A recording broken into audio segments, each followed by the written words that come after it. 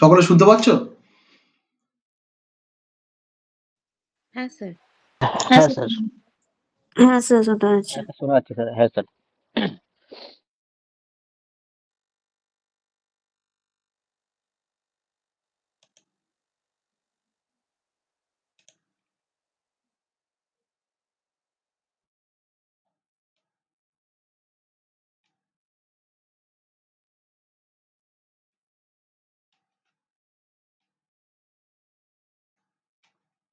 দেখা যাচ্ছে?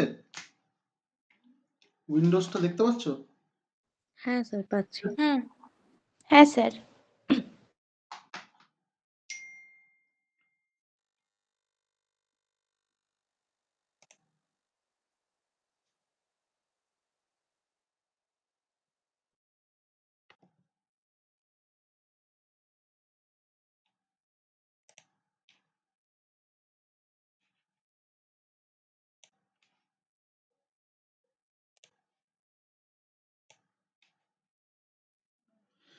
হ্যাঁ, তাহলে শুরু করা যাক।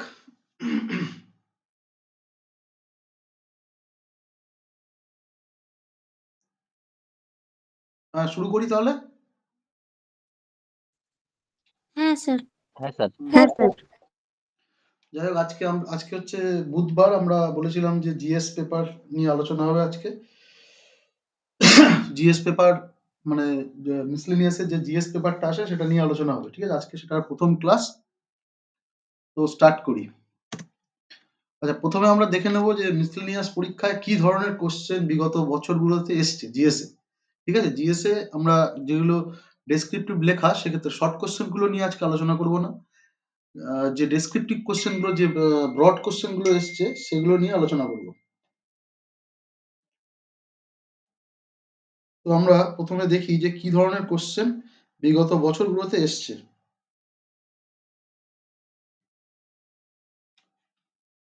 সবাই উইন্ডোজটা দেখতে পাচ্ছ? সবাই পাওয়ার পয়েন্ট যেটা দেখতে পাচ্ছ তো? হ্যাঁ স্যার।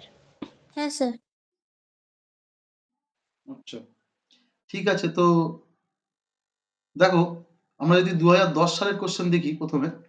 2010 সালে প্রথমে কি এসছে? State your views on civil nuclear liability bill that has been recently passed by Indian parliament. তাহলে ইন্ডিয়ার পার্লামেন্টে যদি কোনো বিল পাস হয়ে থাকে, যে বছর পরীক্ষা হচ্ছে বা তার আগের বছর, লাস্ট 2-3 বছর যদি খুব ইম্পর্টেন্ট বিল কোনো পাস হয়ে থাকে, বা কোনো বিল পাস হয়ে অ্যাক্ট হয়ে থাকে, কোনো ভাইটাল অ্যামেন্ডমেন্ট হয়ে থাকে, সেগুলো আমাদের করতে হবে। ঠিক আছে, তাহলে স্যার আমরা একটু প্রথমে স্লাইডটা স্যার চেঞ্জ করতে হবে। কি সমস্যা হচ্ছে? স্যার স্লাইডটা, স্যার সেকেন্ড স্লাইড থেকে স্যার কোশ্চেনটা আসে, তো ফার্স্ট স্লাইডটা শুধু দেখা যাচ্ছে এখনো, মানে কোশ্চেনটা দেখা যাচ্ছে না ঠিক। সেকেন্ড স্লাইডে আসে মনে হচ্ছে। না, সিঙ্গেল স্লাইডেই আছে, স্লাইডেই আছে, দেখো তো। স্যার আমরা জিএস পেপার ডে 1 দেখতে পাচ্ছি স্যার। এটা দেখা যাচ্ছে না? এইবার দেখতে পেলাম। এবার দেখা যাচ্ছে। হ্যাঁ স্যার, এবার ক্লিয়ার আছে স্যার। ক্লিয়ার তো? দেখা যাচ্ছে তো সবার? হ্যাঁ। হ্যাঁ স্যার এবার দেখা যাচ্ছে। হ্যাঁ। তো প্রথমে আমরা দেখবো মিসেলিনিয়াস 2010 সালে কেমন জিএস কোশ্চেন এসেছিল। তাহলে আমাদের একটা আইডিয়া হয়ে যাবে যে কোন কোন সেক্টরগুলো থেকে, কোন কোন জায়গাগুলো থেকে আমাদেরকে বেশি গুরুত্ব দিয়ে পড়তে হবে। তো ফার্স্ট যে কোশ্চেনটা আছে এখানে, ফার্স্ট কোশ্চেনটা দেখতে পাচ্ছি যে ওই সময় সিভিল নিউক্লিয়ার লায়াবিলিটি বিল বলে একটা বিল পাস হয়েছিল ইন্ডিয়ার পার্লামেন্টে। ঠিক আছে, সেই জন্য এটা কিন্তু ইম্পর্টেন্ট ছিল, এই কোশ্চেনটা এসেছিল। ওই বিলটা সম্পর্কে আপনার কি মতামত সেটা লিখুন, এরকম একটা কোশ্চেন এসেছিল। ঠিক আছে, তাহলে আমাদের প্রথমত খাতা পেন নিয়ে নিশ্চয়ই সবাই বসেছো। তো প্রথমেই তোমরা লিখবে যে পার্লামেন্ট।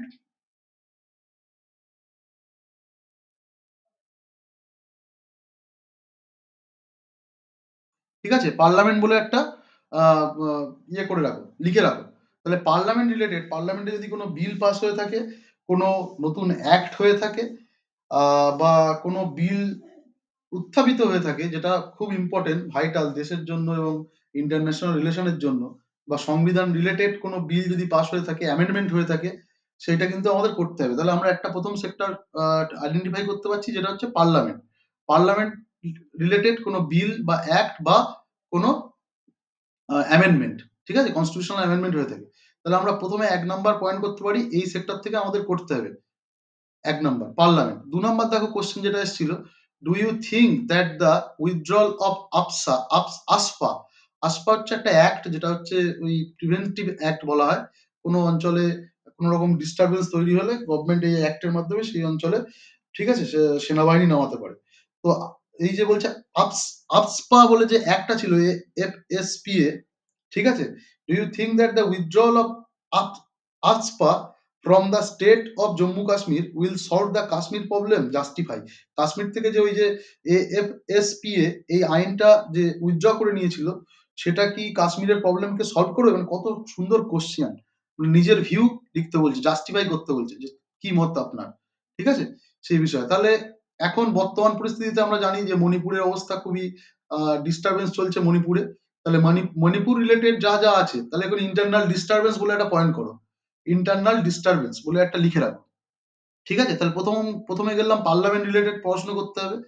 2 নম্বর হচ্ছে ইন্টারনাল কোনো ডিস্টারবেন্স হয়ে থাকলে সেই জায়গা সম্পর্কে আসতে পারে, যে মণিপুরের প্রবলেম নিয়ে আপনার কি মতামত, বা কিভাবে মণিপুরের প্রবলেমটাকে, এই যে দীর্ঘদিন বছর ধরে চলছে, এটাকে এর কারণ কি কি আছে, কি কি কারণে চলছে মণিপুর ইস্যুটা, ঠিক আছে, বা এটাকে কিভাবে ট্যাকেল করা যায়, সেই বিষয়ে আপনার মতামত ব্যক্ত করুন। তাহলে ইন্টারনাল ডিস্টারবেন্স একটা পয়েন্ট করে রাখুন। 3 নাম্বার বলছে, দেখো কোশ্চেন যেটা এসেছিল, we have arranged a civilization in which most crucial elements profoundly depend on science and technology. Comment on this. Light your ideas on cell phone as a boon or bane in today's society. ঠিক আছে, যে টেকনোলজির উপরে যে dependence বেড়ে যাচ্ছে দিন দিন এই যে জেনারেশনের ক্ষেত্রে, ঠিক আছে, সেইটাতে বলছে যে সেলফোনের ভূমিকা কি, সেলফোনটা কি একটা আশীর্বাদ না অভিশাপ, ঠিক আছে। তাহলে টেকনোলজি তোমরা একটা পয়েন্ট করে রাখো, টেকনোলজি 3 নাম্বার পয়েন্ট করে রাখো, টেকনোলজি। টেকনোলজির মধ্যে কিন্তু তোমার ওই যে আমাদের ইসরো কি কি করছে, ইসরোর যে ডেভেলপমেন্ট সেগুলো আসতে পারে টেকনোলজির ক্ষেত্রে। ইন্ডিয়ার মধ্যে যে টেকনোলজি, বায়োটেকনোলজি হতে পারে, ঠিক আছে, কোনো ডিফেন্স রিলেটেড যদি কোনো টেকনোলজি আসে, ঠিক আছে, ডিআরডিও যেগুলো তৈরি করে সেই রিলেটেড হতে পারে, ইসরো রিলেটেড হতে পারে। তাহলে টেকনোলজি একটা জায়গা যেখান থেকে আমাদের কারেন্ট অ্যাফেয়ার্সে যা যা আসবে, খুব ইম্পর্টেন্ট যা যা ঘটছে, সেগুলো কিন্তু আমাদের পড়তে হবে। তাহলে 3 নম্বর পয়েন্ট করে রাখো, টেকনোলজি।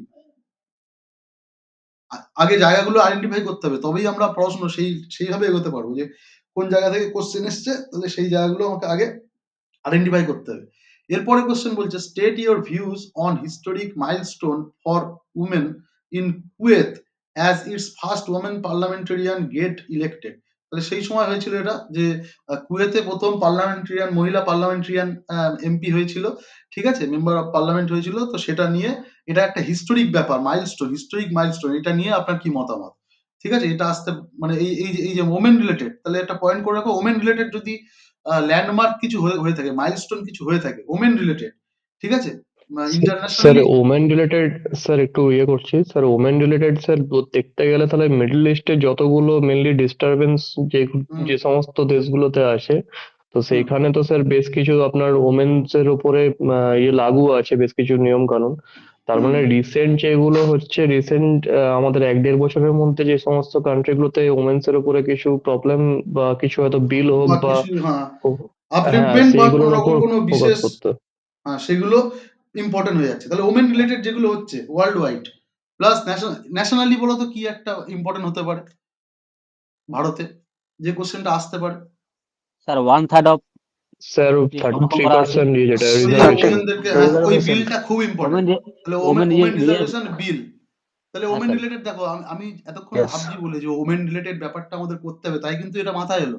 তোমরা যখন পড়ছো হয়তো এটা ভাবোইনি, এই এখন যে ওমেন একটা পয়েন্ট যেটা থেকে কোশ্চেন আসে, এইটা আমরা আইডেন্টিফাই করতে পারলাম বলে আমাদের দেখো ওই ব্যাপারটা চলে এলো। আর একটা কি হতে পারে বলো ইন্ডিয়া, খুব important, safety sir women chief minister state হিসাবে। স্যার যেটা আমাদের ওয়েস্ট বেঙ্গলের রেসপেক্টে রিসেন্টলি যেটা চালু করা হলো আপনার একটা নামটা সেই একটা আসতে পারে, খুব ইম্পর্টেন্ট, অভয়া স্যার এর নাম অপরাজিতা আইন, অপরাজিতা ভেরি ভেরি ইম্পর্টেন্ট। ওই ওমেনের পাশেই লিখে রাখো, অপরাজিতা আইন, ভেরি ভেরি ইম্পর্টেন্ট, ঠিক আছে, আসার খুব চান্স, ঠিক আছে, যেহেতু ওয়েস্ট বেঙ্গল রিলেটেড আর পরীক্ষাটা ওয়েস্ট বেঙ্গলের। এছাড়াও তোমরা যেটা স্কিপ করে গেলে, যে ভারতবর্ষের প্রথম মহিলা প্রেসিডেন্ট, তাই তো? ভারতবর্ষের প্রথম মহিলা রাষ্ট্রপতি হয়েছে তো? না স্যার স্যার না ট্রাইবাল না tribal sir tribal tribal tribal এর আগে কে প্রেসিডেন্ট হয়েছিল? তাহলে প্রথম কে হয়েছিল? প্রতিভা পাটিল ছিলেন। স্যার প্রতিভা প্রতিভা পাটিল পাটিল। পাটিল। তাহলে প্রথম ট্রাইবাল ওমেন যে হচ্ছে ভারতবর্ষের ফার্স্ট Tribal. লেডি। হ্যাঁ, এটা it is a big achievement for India. ঠিক আছে, এইটা নিয়ে তোমাদের মতামত দিতে পারো, যেহেতু ওমেন ইম্পর্টেন্ট। ঠিক আছে, এখানে ওমেনের ব্যাপারটা আসছে, প্লাস দেখো ট্রাইবাল ব্যাপারটা আসছে। ঠিক আছে, তাহলে এটাও একটা ইম্পর্টেন্ট জায়গা আমাদের করতে হবে। যাই হোক, আমরা নেক্সট কোশ্চেনে যাই, 5 নাম্বার কোশ্চেনে। 5 নাম্বারে দেখো, 5 নাম্বারে আসছে, do you think that the focus of health care is increasingly getting skewed towards the hubs of our society? Justify. তাহলে হেলথ কেয়ার নিয়ে যে বলছে focus on health care is increasingly getting skewed, মানে কি? Towards the hub our society মানেটা কি? Sir day by day health ওয়ার্ডটা মানে ইয়ে হয়ে যাচ্ছে, সংকুচিত হয়ে যাচ্ছে, মানে অপরচুনিটিস হেলথ সেক্টরে কমে যাচ্ছে। স্যার সেটা কি? তখনকার রেসপেক্টে যদি বলা হয় তাহলে সেই সময়কার স্যার যদি আমি বলি যে কোন একটা মানে শুধু মানে যন্ত্রপাতি রেসপেক্টে বা সবকিছু ধরলে পরেই বলা হবে যে সেই সময়কার মানে হেলথ কেয়ারের অবস্থা খুবই খারাপ ছিল, যেটা আস্তে আস্তে গ্র্যাজুয়ালি একটু হলেও ইনক্রিজ করেছে আগের থেকে। সেই জায়গায় সে সেই জায়গায় মেনলি স্যার যেটা মানেটা কি? এখানে এখানে স্কিউড বলতে খারাপ, ডিস্টর্টেড হয়ে যাচ্ছে। হুম। ঠিক আছে, ফোকাস অন মানে health care is increasingly getting skewed toward the hubs of our society. মানে সংকুচিত হয়ে যাচ্ছে যেটা বলবি। মানে খারাপ হয়ে যাচ্ছে, ডিটোরিয়েট করছে। ঠিক আছে, সেই ব্যাপারটা নিয়ে লিখতে বলেছে। এবার এক্ষেত্রে বিভিন্ন রকম এই যে ইনক্রিজিংলি যে স্মোকিং, বিভিন্ন লাইফস্টাইলের যে আমাদের পরিবর্তন হচ্ছে, যে লেট নাইট জাগা, সারাদিন ফোনের প্রতি মানে বা মোবাইল ফোন বা ইন্টারনেটের প্রতি নির্ভর হয়ে যাওয়া, কোন রকম এক্সারসাইজ না করা, বাড়িতে বসেই সবকিছু পেয়ে যাচ্ছি, এর ফলে হচ্ছে। ঠিক আছে, খারাপ হচ্ছে, ডিটোরিয়েট করছে, এইসব ব্যাপারগুলোকে আনতে হবে। ঠিক আছে, তো এখানে তোমরা লিখতে পারো যে হেলথ ইস্যু, হেলথ ইস্যু নিয়ে আসতে পারে।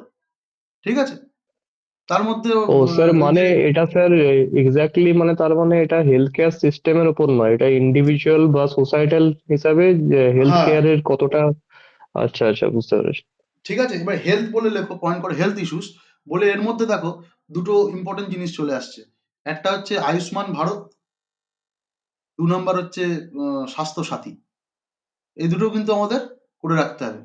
ঠিক আছে, কারণ এই স্কিম থেকে কিন্তু কোশ্চেন আসে, যে গভর্নমেন্ট স্কিমস থেকে। তাহলে হেলথ কেয়ারের মধ্যে এই দুটো আসছে। তারপর হেলথ কেয়ার সেক্টরে যে বর্তমানে এই যে রিসেন্টলি আমরা যা দেখতে পাচ্ছি, একের পর এক বিভিন্ন রকম ইয়ে চলে আসছে, যে আমরা দেখছি যে আহ, মেয়াদ উত্তীর্ণ ওষুধ থেকে শুরু করে বিভিন্ন যে ইনস্ট্রুমেন্ট গুলো ইউজ হচ্ছে, সেগুলো নিয়ে দুর্নীতি, সেগুলো আসতে পারে। ঠিক আছে, যেহেতু দেখো এই শুধুমাত্র ওয়েস্ট বেঙ্গলে হয়েছে সেটা নয়, ব্যাপারটা হচ্ছে সুপ্রিম কোর্ট একটা গাইডলাইন দিয়েছে যে অল ওভার ইন্ডিয়াতে হেলথ কেয়ার সিস্টেমের একটা রিফর্ম দরকার। তাই তো? আমরা এই অভয়া কেসটা নিয়ে দেখেছি যে সুপ্রিম কোর্ট সুমোটো হ্যাঁ নিয়ে সেটা একটা হেলথ কেয়ারের ক্ষেত্রে হুম। একটা গাইডলাইন ঠিক করে দিয়েছে, যে এই জিনিসগুলো হ্যাঁ করতে স্যার। হবে। তাহলে সেফটি ইন হেলথ কেয়ার, এটা একটা ভেরি ভেরি ইম্পর্টেন্ট টপিক হতে চলেছে এবছর। ঠিক আছে, এটা লিখে রাখো, safety in health care, safety and security in health care. ঠিক আছে, সবাই লিখছো তো? টপিক আইডেন্টিফাই করা কিন্তু সবচেয়ে মোস্ট ভাইটাল। তুমি কি পড়বে বুঝতেই পারবে না, নইলে পুরো ঘেঁটে যাবে যদি তুমি টপিক আইডেন্টিফাই না করতে পারো, যে এই জায়গাগুলো আমার পড়তে হবে। ঠিক আছে, এটা কিন্তু সবচেয়ে ভাইটাল ক্লাস হচ্ছে জিএস এর আজকে। এই যে কোশ্চেন অ্যানালিসিস করে টপিক কোন জায়গা থেকে কোশ্চেন আসতে পারে, এই জায়গাটা আজকে আমরা আইডেন্টিফাই করছি।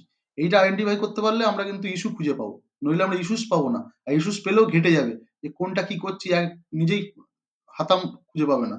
ঠিক আছে, মানে খেই হারিয়ে ফেলবে পড়তে পড়তে। সেজন্য topic আইডেন্টিফিকেশনটা very very important.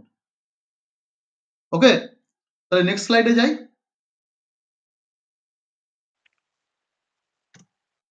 Next slide, দেখো 2004 সালে কি কোশ্চেন এসেছিল? স্যার দেখাচ্ছে না বল- এখনো। কি হচ্ছে?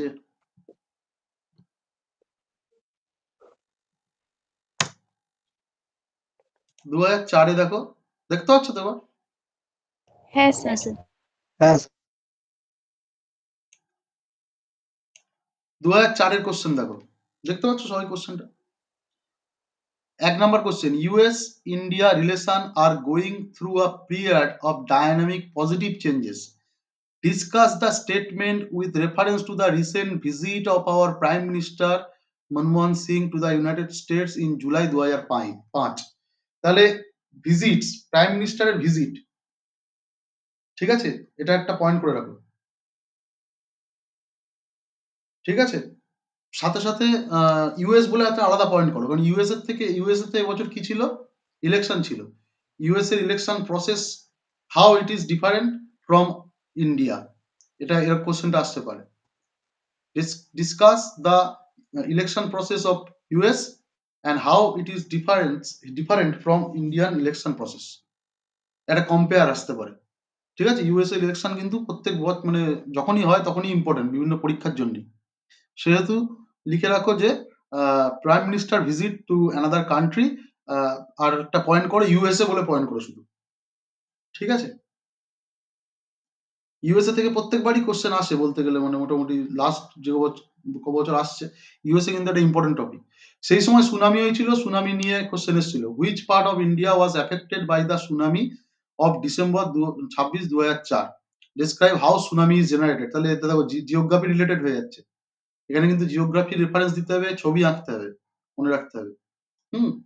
আর ইন্ডিয়ার কোন পার্ট গুলোতে সুনামি হয়েছিল। তাহলে বর্তমানে লিখে রাখো একটা point, natural disaster, natural disaster বলে একটা পয়েন্ট করো, বা ন্যাচারাল ক্যালামিটি বলে পয়েন্ট করো একটা, ঠিক আছে।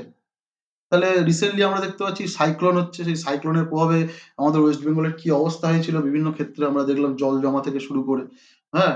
তাহলে ন্যাচারাল ডিজাস্টার বলে একটা পয়েন্ট করো, ব্র্যাকেটে ওখানে একটা স্টার দিয়ে লিখে রাখো DVC issue, DVC issue, DVC, এটা কিন্তু খুব একটা জটিল জায়গায় গেছিল ওই সময়, ডিভিসি ইস্যু থেকে আসতে পারে। নেক্সট দেখো কোশ্চেন আসছে, is it correct to say that governor of an Indian state often function less as a bird in a golden cage, ঠিক আছে, and more as a সিপাহি of the center? খুব মানে ভাইটাল কোশ্চেন, বহু বছর ধরে UPSC তে এসছে এই কোশ্চেন। বলছে কোন স্টেটের গভর্নর একটা কি বলছে, একটা খাঁচায় বন্দি পাখির মতো, খাঁচায় বন্দি পাখির মতো গভর্নর, এবং সে হচ্ছে স্টেট সেন্ট্রাল গভর্নমেন্টের একজন সিপাহি হিসেবে বা রিপ্রেজেন্টেটিভ হিসেবে কাজ করে। এই বিষয়ে আপনার কি মতামত? এটা একটা হট টপিক, এগুলো থেকে আসতেই পারে।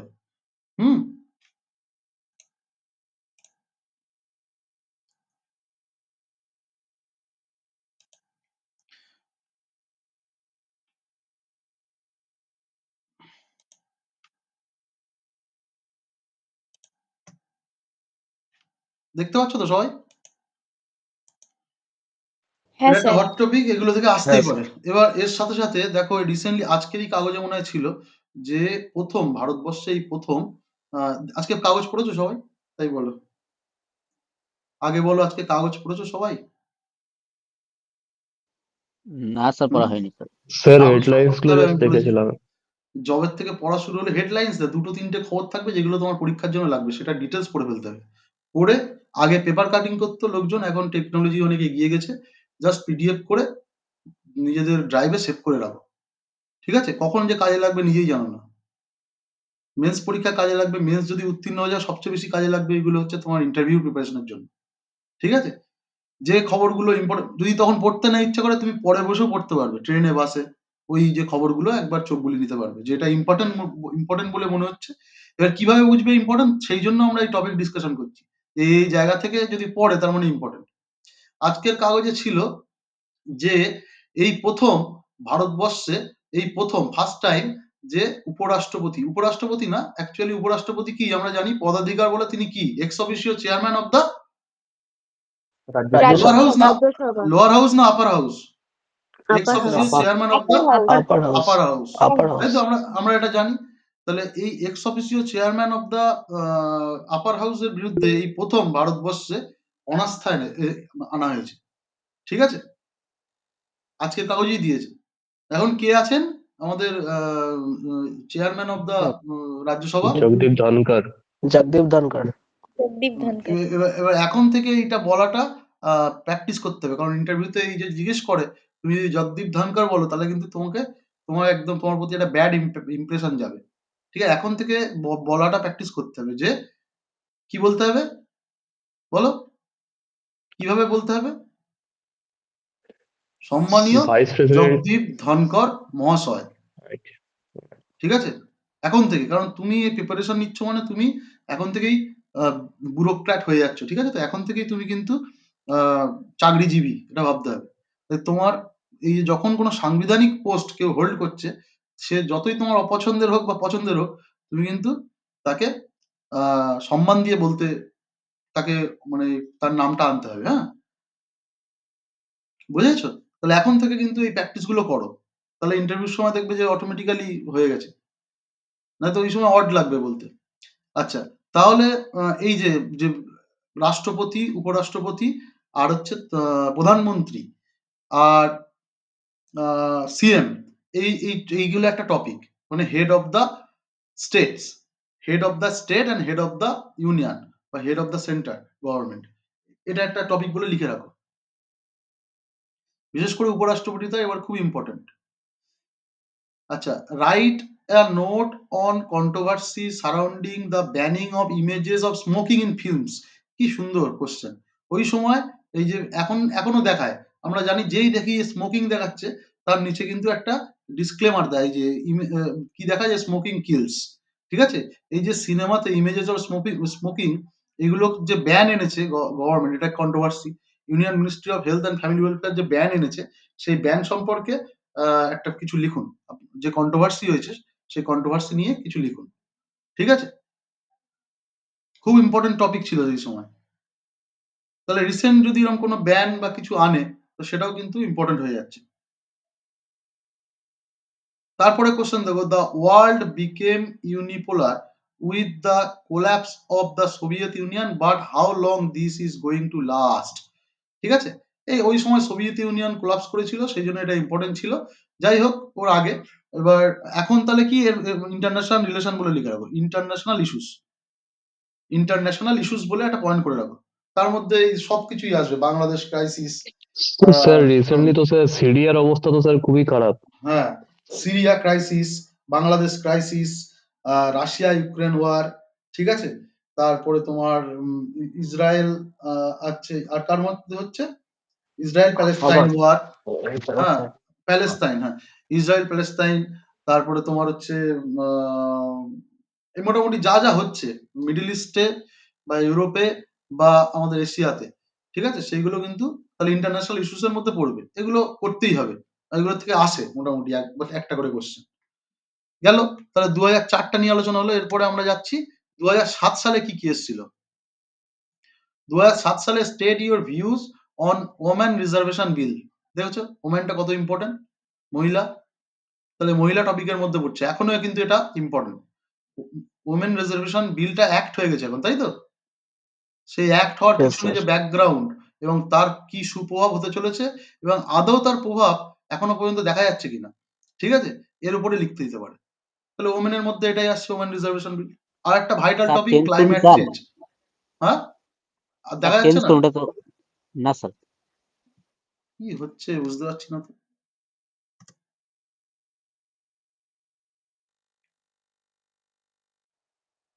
দেখা যাচ্ছে এবার? হ্যাঁ স্যার। হ্যাঁ স্যার, ঠিক আছে, হ্যাঁ।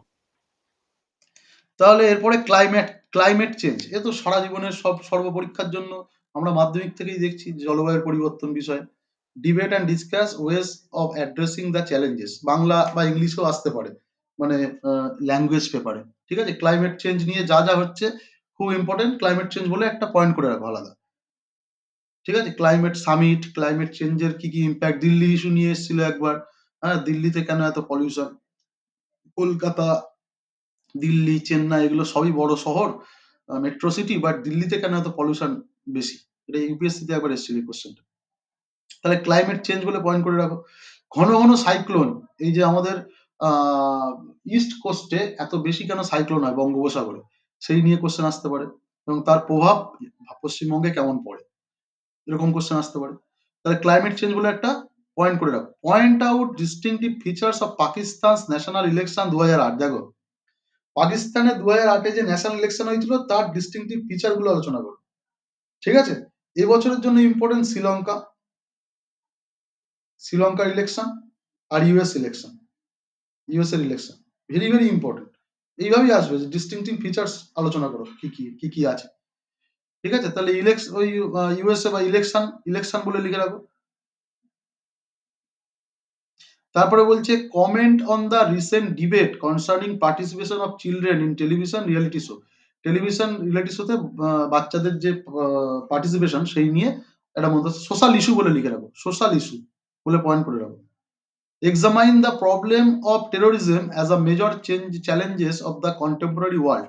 ভেরি ভেরি ইম্পর্টেন্ট, এই কোশ্চেনটাই আসতে পারে আবার ঘুরিয়ে, এই ক্লাইমেট চেঞ্জের মতোই ইম্পর্টেন্ট। ইস্যু অফ টেরোরিজম বলে লিখে রাখো। ঠিক আছে, নেক্সট 2006 সালের কোশ্চেন। এটা মনে হয় আবার কি দেখা যাচ্ছে না, তাই তো? 2006 কোশ্চেনটা দেখা যাচ্ছে? না না স্যার। না স্যার।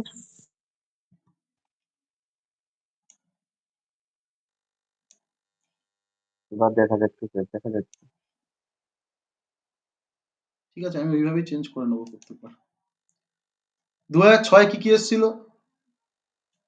বলছে, comment on recently concluded Indo US nuclear deal. Very very important topic ছিল সেই সময়, একটা নিউক্লিয়ার ডিল হয়েছিল with special reference to the 123 agreement. ঠিক আছে, এই 123 এগ্রিমেন্ট নিয়ে এসেছিল ইন্দো ইউএস নিউক্লিয়ার ডিল, ওই ইন্টারন্যাশনাল রিলেশনের মধ্যেই পড়ছে। Discuss the 195 days space odyssey of Sunita Williams and her safe return. তাহলে নাসার একটা প্রোগ্রাম নিয়ে দিয়েছে। তাহলে বিশ্বের কোনো নাসা ইম্পর্টেন্ট আমরা দেখলাম টেকনোলজির মধ্যে, আমাদের ইসরো ইম্পর্টেন্ট, ঠিক আছে, চায়নার যে স্পেস রিসার্চ সেন্টার আছে সেটা ইম্পর্টেন্ট, জাপান তাদের স্পেস রিসার্চটা ইম্পর্টেন্ট। এই চারটে দেশের স্পেস রিসার্চ যদি মাইলস্টোন কিছু হয়ে থাকে সেগুলো নিয়ে আমরা পড়ে যেতে হবে, টেকনোলজির মধ্যে পড়ছে। ঠিক আছে, আউটলাইন চায়না জাপান আর কি কি বললেন? চায়না, জাপান, নাসা আর ইসরো, মানে ইউএসএ আর ইন্ডিয়া, এই চারটে দেশের। ও আর একটা রাশিয়া, ভেরি ভেরি ইম্পর্টেন্ট। এই পাঁচটা দেশের স্পেস এজেন্সি যদি কোনো বিশাল মাইলস্টোন কিছু, ইন্ডিয়ার ক্ষেত্রে ছোটখাটো ইম্পর্টেন্ট, বাট এই যে চারটে দেশ চায়না, নাসা, জাপান আর রাশিয়া, যদি কোনো মাইলস্টোন কিছু রিমার্কেবল ল্যান্ডমার্ক কিছু করে থাকে সেই বছর বা লাস্ট 2 বছর 3 বছরে, সেটা কিন্তু ইম্পর্টেন্ট। এই পাঁচটা দেশের। Outline the major highlights of the report to the people 2004 থেকে 7 release by the United Progressive Alliance government. UPA government যে রিপোর্ট বের করেছিল সেই সময় সেটা নিয়ে দিয়েছিল, to mark the completion of 3 years of UPA government in 2007। যাই হোক, এটা এখন অত ইম্পর্টেন্ট নয়। Discuss India's missile development programme, তাহলে ওইটা টেকনোলজির মধ্যে পড়ে যাচ্ছে, মিসাইল ডেভেলপমেন্ট প্রোগ্রাম নিয়ে, মানে ইসরোর মধ্যে পড়ছে। বললাম ইসরো ইম্পর্টেন্ট। এটা কিন্তু ওভারঅল লিখতে হবে প্রথম থেকে শুরু করে, ইসরো শুরু থেকে শুরু করে আস্তে ছোট ছোট করে পয়েন্ট করে, রিসেন্ট কি ডেভেলপমেন্ট হয়েছে, ইসরো থেকে কত রেভিনিউ আসছে, হ্যাঁ, ইসরোর মিসাইল ইউজ করে এখন বিদেশের অনেক স্যাটেলাইট পাঠানো হচ্ছে। এরপরে ইসরোর থেকে ইসরোর একটা বড় ইকোনমিক কন্ট্রিবিউশন আছে ইন্ডিয়ার ইকোনমির ক্ষেত্রে, এইসব ব্যাপারগুলো নিয়ে লিখতে হবে।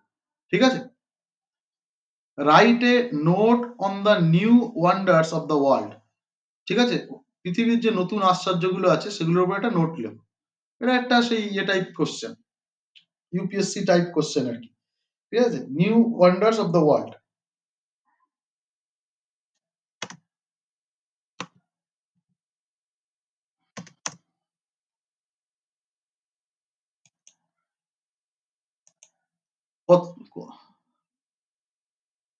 কত লাস্ট কত কোন সালের কোশ্চেন করলাম? 6। হ্যাঁ sir. 2009 recent parliamentary election in India. তাহলে ইলেকশন দেখো, এবার টপিক দেখো হচ্ছে রিপিট হচ্ছে, তাহলে ইলেকশন থেকে আসছে, parliamentary election India. Analyse the implication of the terrorist carnage in Mumbai, ওই সময় হয়েছিল টেরোরিজমের মধ্যে, দেখো টপিক কমন পড়ছে। Prime minister Manmohan Singh's comment in Egypt on India's role in Balochistan created uproar in India. So did this acceptance of delinking terrorism from the composite dialogue with Pakistan? Give your assessment. International relation এর মধ্যে পড়ছে। What is US President Barack Obama's up-pack policy? Elucidate. ঠিক আছে, তাহলে US এর দেখো policy নিয়ে আসছে। ইউএসএ কিন্তু খুব hot topic. Prepare a briefing on the Indo US nuclear deal, দেখো হয়েছে, রিপিট হয়েছে কোশ্চেন, তাই তো? তাহলে ইউএসএ কত ইম্পর্টেন্ট টপিক আমরা দেখতে পাচ্ছি এটার মাধ্যমে।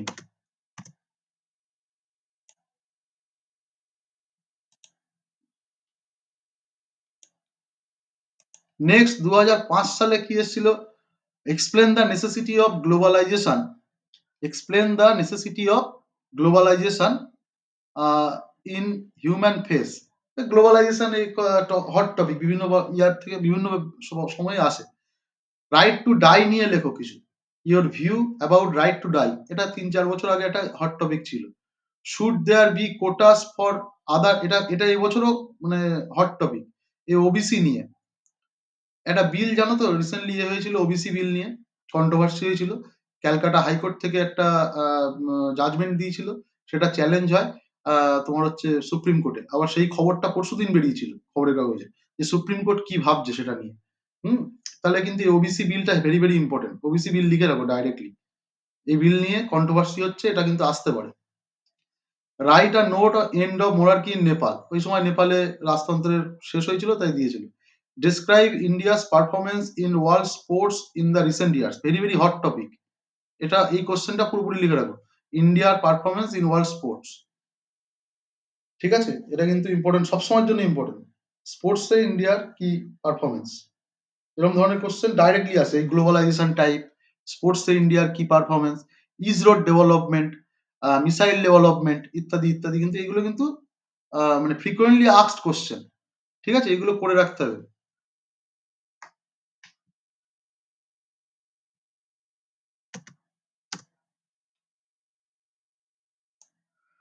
দু হাজার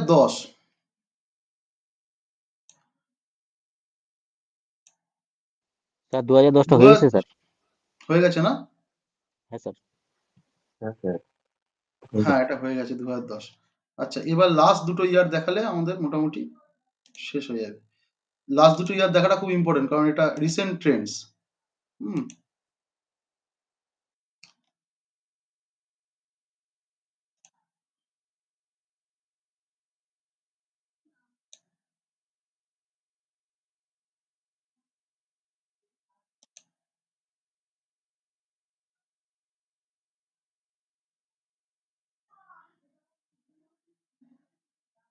দেখা যাচ্ছে, দেখতে পাচ্ছ না পিডিএফটা? স্যার, পিডিএফ শো করছে না?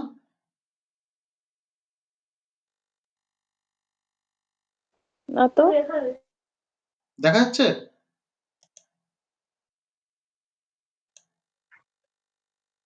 না স্যার, 10-এর কোশ্চেনটাই দেখাচ্ছে।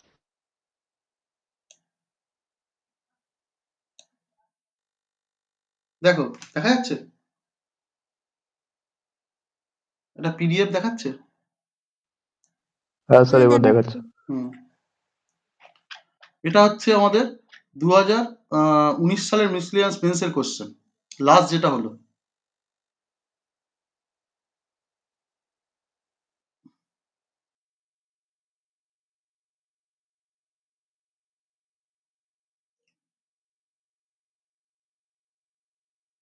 জিএস এর টপিক দেখো, right a note on one belt one road, এখনো important.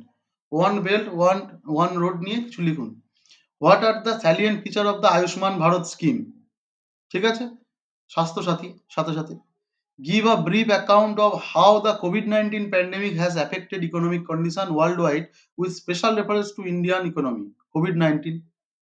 Right a note on United Nations climate change conference 2019 হয়েছিল, সেটা নিয়ে একটা নোট লিখতে বলছে। What is MSP? এটা আবার ইকোনমিক কোশ্চেন দিয়েছে। Give a detailed account of its significance in Indian agriculture. MSP নিয়ে কারণ কি, এটা এমএসপি দিয়ে কেন ইকোনমিক কোশ্চেন দিয়েছে? যে কৃষক আন্দোলন হচ্ছিল ওই সময়, তার আগেই, তাই তো? ওখানে এমএসপি নিয়ে একটা Yes, sir. গন্ডগোল বাঁধে। এমএসপি একটা ইস্যু ছিল।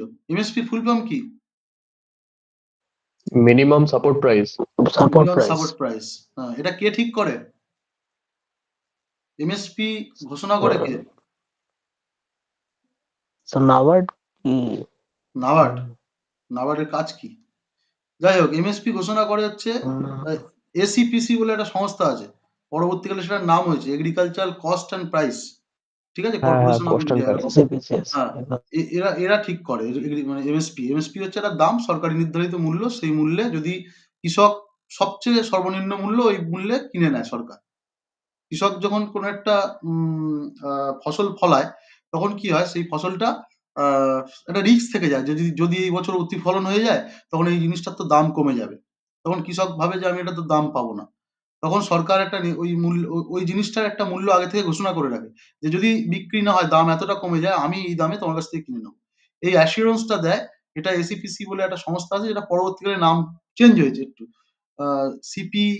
সিপিপিসি না কি একটা নাম হয়েছে, আগে ছিল এসিপিসি নাম। ঠিক আছে, হ্যাঁ, তো সিপিপিসি। Cost and price. হ্যাঁ, এবার এরা হ্যাঁ, ঠিক করে দেয় যে দামটা কত হবে।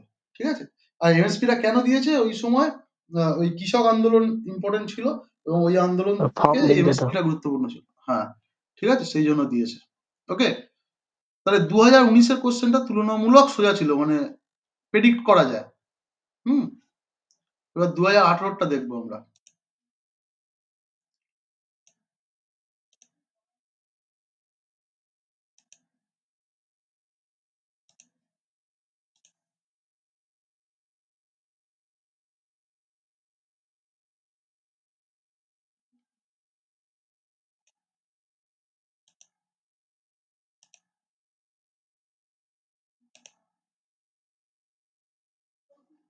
কোনটা দেখাচ্ছে এটা? 2019-টাই খুললো না? হ্যাঁ স্যার। হ্যাঁ।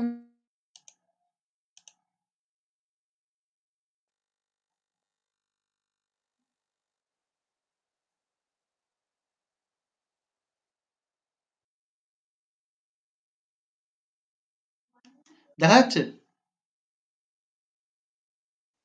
হ্যাঁ স্যার। দেখতো হ্যাঁ। রোহিঙ্গা প্রবলেম দেখাচ্ছে প্রথমে নাকি? হ্যাঁ স্যার, রোহিঙ্গা প্রবলেম। হ্যাঁ হ্যাঁ, তাহলে এটা হচ্ছে 2018-র কোশ্চেন। 2018-তে এসেছিল, দেখো, রোহিঙ্গা ইস্যু। ওই সময় একটা ইস্যু ছিল মায়ানমারের রোহিঙ্গা ইস্যু, সেটার থেকে এসেছিল ইন্টারন্যাশনাল ইস্যুর মধ্যে। Write a note on the recently concluded 25th Commonwealth heads of government meeting. ঠিক আছে, Commonwealth head of government meeting হয়েছিল 25তম, সেটার থেকে এসেছিল। Comment on recent debates over the amendments of the prevention of atrocities act. এটা খুব important কিছু অ্যাক্ট সেই সময় ছিল না, মানে পড়ার মতো, তাও এসছিল। খুব critical question. Write the salient features of the national digital telecommunication policy announced in 2018। এই ন্যাশনাল ডিজিটাল টেলিকমিউনিকেশন নিয়ে কি পলিসি গভর্নমেন্ট ঘোষণা করেছিল 2018, সেটা নিয়ে এসেছিল। আরটা এসেছিল হোয়াট ইজ H1B ভিসা। ঠিক আছে, যেটা ইউএস এর একটা ভিসা। এটাতে ট্রাম্পস এর রুলে এটা নিয়ে কি অবজারভেশন আপনার? ট্রাম্পস এর সময় কি হচ্ছে H1B ভিসা নিয়ে? এটা নিয়ে একটা কন্ট্রোভার্সি হয়েছিল, সেই জন্য এসেছিল। তুলনামূলক কঠিন ছিল কোশ্চেন। হ্যাঁ, বেশিরভাগ সব ইন্টারন্যাশনাল ইস্যু থেকেই কোশ্চেন এসেছিল, সেহেতু তুলনামূলক কঠিন ছিল। ন্যাশনাল ইস্যু খুব কম ছিল, এই আয়ুষ্মান ভারত বা এই ধরনের খুব ইস্যু কম ছিল। ঠিক আছে, যাই হোক, আমাদের তাহলে বোঝা গেল এই টপিক নিয়ে আমাদের পড়াশোনা করতে হবে। সবাই লিখে নিয়েছো তো মোটামুটি কি কি হ্যাঁ টপিক স্যার। পড়তে হবে? হ্যাঁ স্যার। হ্যাঁ স্যার।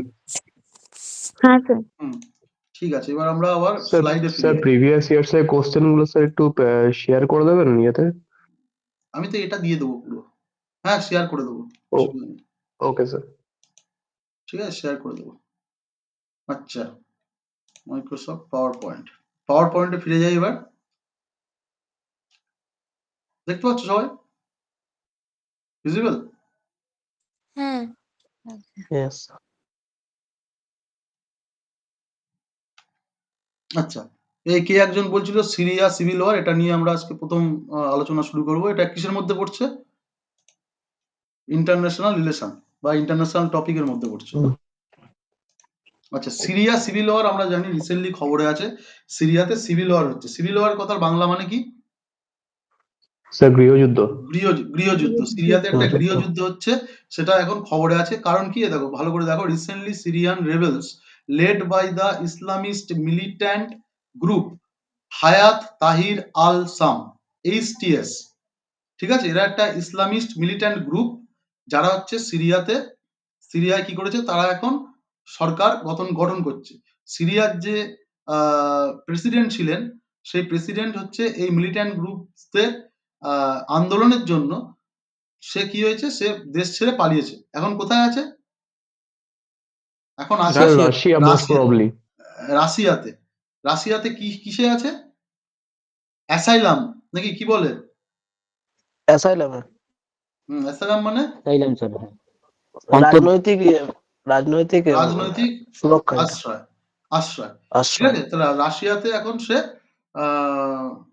আশ্রয় নিয়েছে, ঠিক আছে? তো কারা মেনলি ইয়ে করেছে সিরিয়াতে? একটা ইসলামিস্ট মিলিট্যান্ট গ্রুপ।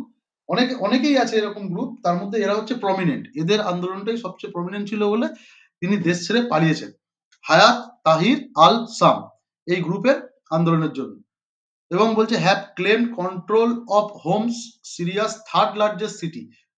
সিরিয়ার যে তৃতীয় লার্জেস্ট সিটি হোমস, সেটা তারা কন্ট্রোল নিয়ে নিয়েছে, ঠিক আছে? In a significant blow to president Bashar al Asad resign.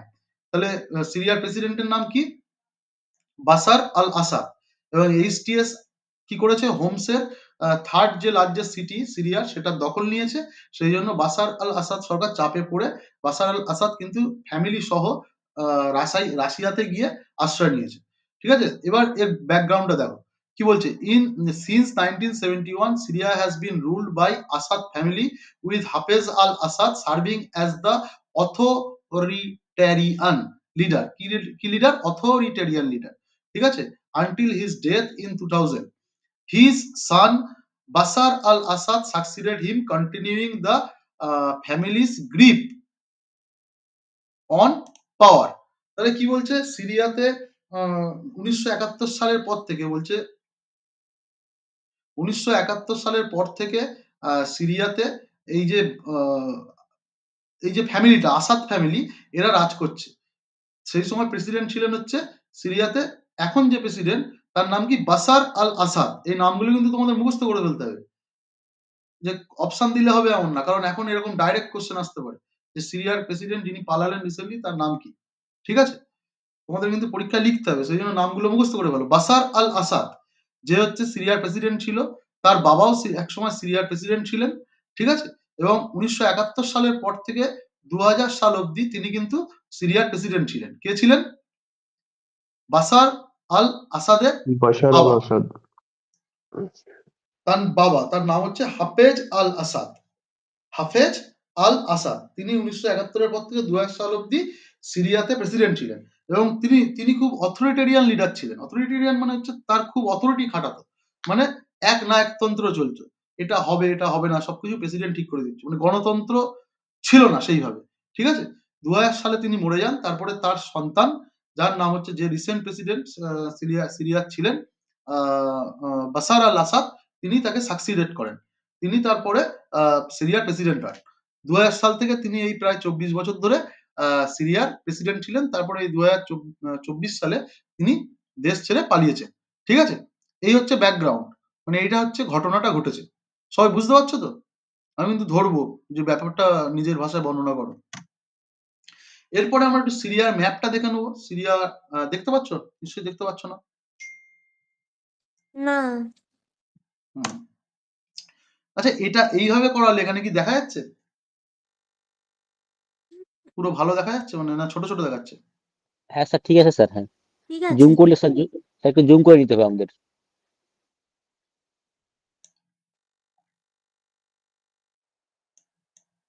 ঠিক আছে, ক্লিয়ার? হ্যাঁ।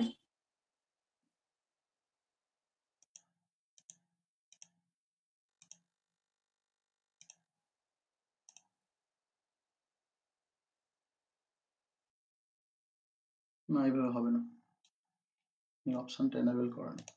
আচ্ছা, এই হচ্ছে সিরিয়ার ম্যাপটা, সবাই দেখে নাও, আশেপাশের দেশগুলো দেখবে।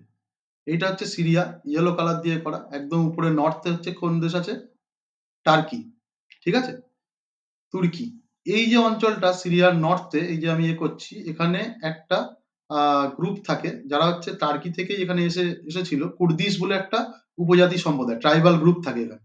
তারাও কিন্তু সিরিয়ার বিরুদ্ধে মানে সিরিয়ার যে প্রেসিডেন্ট ছিল তার বিরুদ্ধে কিন্তু আন্দোলন করছিল। কুর্দিশ গ্রুপটার নাম কি, কুর্দিশ। ম্যাপটা ভালো করে বুঝে নাও। টার্কি থেকে আসা একটা জনজাতি, যারা যারা হচ্ছে সিরিয়ার বিরুদ্ধে আন্দোলন করছিল, ঠিক আছে, এবং টার্কি তাদেরকে সমর্থন করে। এই যে কুর্দিশ বলে যে উপজাতি সম্প্রদায়, তারাও এই যে মিলিট্যান্ট গ্রুপের মধ্যে একটা, যে সিরিয়ার প্রেসিডেন্টের বিরুদ্ধে যে আন্দোলনটা হচ্ছিল সেই আন্দোলনের একটা পার্টি, ঠিক আছে। এর পূর্ব দিকে আছে ইরাক, পশ্চিম দিকে আমরা দেখতে পাচ্ছি দক্ষিণ পশ্চিমে ইসরায়েল, তার উপরে আছে লেবানন, আর নিচে আফ্রিকা শুরু হয়েছে জর্ডান, ঠিক আছে। এটা হচ্ছে মোটামুটি সিরিয়ার ম্যাপ, এটা যেন মাথায় থাকে। সিরিয়ার রাজধানীর নাম কি? Sir Damascus. Damascus sir. সেই যে সাউথে দামাস্কাস। অবস্থিত, একদম লেবাননের গায়ে। লেবাননটা ইম্পর্টেন্ট, এটা ইসরায়েলটাও ইম্পর্টেন্ট, এই পজিশন গুলো দেখে রাখো। লেবানন, ইসরায়েল, টার্কি, এই তিনটে পজিশন যেন। টার্কি কোন দিকে অবস্থিত? সিরিয়ার নর্থে। আর নর্থে স্যার। পশ্চিম দিকে দুটো দেশ আছে, দক্ষিণ পশ্চিমে, একটা হচ্ছে লেবানন, একটা হচ্ছে ইসরায়েল। এগুলো সব ইম্পর্টেন্ট। সেই জন্য ম্যাপটা ভিজুয়ালাইজ করতে পারবে, এইভাবে দেখে রাখো। গেল। এইবার দেখো ব্যাকগ্রাউন্ড, কি জন্য হচ্ছে আন্দোলনটা, কেন হলো। প্রথম 1 নম্বরে কি বলছে, 1 নম্বরে কি আছে, effect of Arab spring uprising in 2010-11, ঠিক আছে। তাহলে আমরা জানি যে 2000 সালে তো উনি মারা যাচ্ছেন, হাফেজ আল আসাদ। তিনি খুব অথরিটেরিয়ান ছিলেন, একনায়কতন্ত্র চালাতেন, সেই জন্য মানুষের তার প্রতি ক্ষোভ ছিল। এবং পরবর্তীকালে 2002 সালে ফ্যামিলি পাওয়ার কাজে লাগিয়ে তার ছেলে বাশার আল আসাদ প্রেসিডেন্ট হয়ে যাচ্ছে, এবং তার বিরুদ্ধে ওই একই রকম অভিযোগ মানুষের থেকে যাচ্ছে। একটা ফ্যামিলি যদি এতদিন ধরে একটা দেশ চালায়, অবশ্যই তার বিরুদ্ধে চলে আসবে, ক্ষোভ চলে আসবে মানুষের। ঠিক সেই সময় 2010-11 সালে অ্যারাব স্প্রিং হয়। হ্যাঁ, অ্যারাব স্প্রিং আপরাইজিং মানে আরবে একটা আন্দোলন হয়, যেটা হচ্ছে যে গণতন্ত্র প্রতিষ্ঠা করার আন্দোলন, ঠিক আছে, ডেমোক্রেসি প্রতিষ্ঠা করার আন্দোলন। এবং সেইখানে যারা হচ্ছে আন্দোলন করে তারা সাকসেসফুল হয়, এবং এই আন্দোলনটা বিভিন্ন দেশে, মিডল ইস্ট কান্ট্রিতে ছড়িয়ে পড়ে, এবং আফ্রিকার অনেক কান্ট্রিতেও ছড়িয়ে পড়ে। এই যে আন্দোলনটা, এটার নাম হচ্ছে অ্যারাব স্প্রিং। এবং এই আন্দোলনটা মানুষের মধ্যে যে একটা আশার সঞ্চয় করে, যে আন্দোলনের মাধ্যমে কোনো সরকারকে ফেলা যায় বা গণতন্ত্র প্রতিষ্ঠা করা যায়। ঠিক সেই সময় pro democracy protest middle east কান্ট্রিগুলোতে এবং নর্থ আফ্রিকাতেও শুরু হয়, ওই অ্যারাব স্প্রিং কে ফলো করে 2010-11 সালে।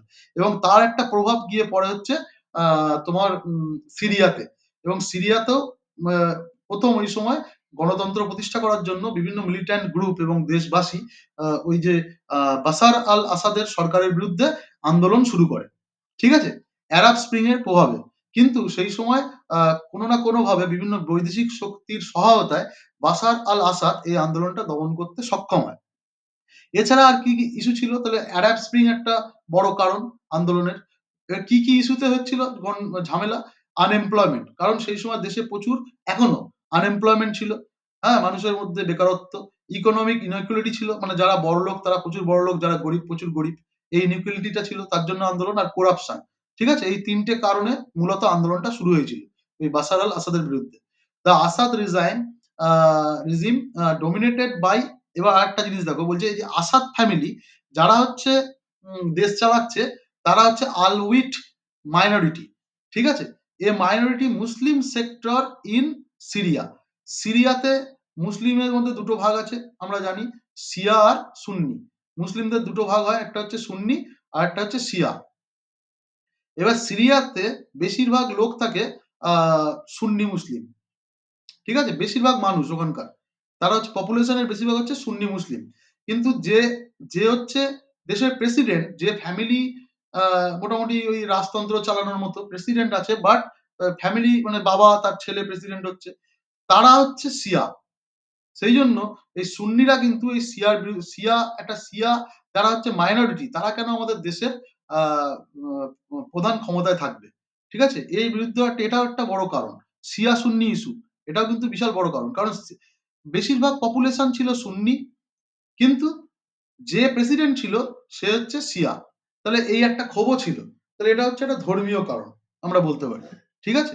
এখানে আমাদের এই টার্মটা মনে রাখতে হবে, আলাউইট মাইনরিটি, আলাউইট মাইনরিটি, ঠিক আছে? এটা কোথায় মানে এরকম কোশ্চেন, শর্ট কোশ্চেনও আসতে পারে। তাহলে কি কি কারণ আমরা দেখতে পেলাম সামনে বলো?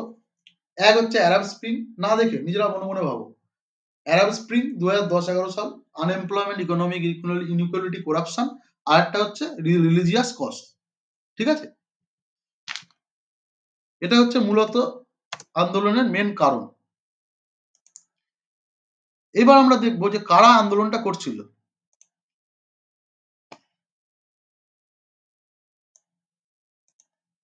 Anti government group.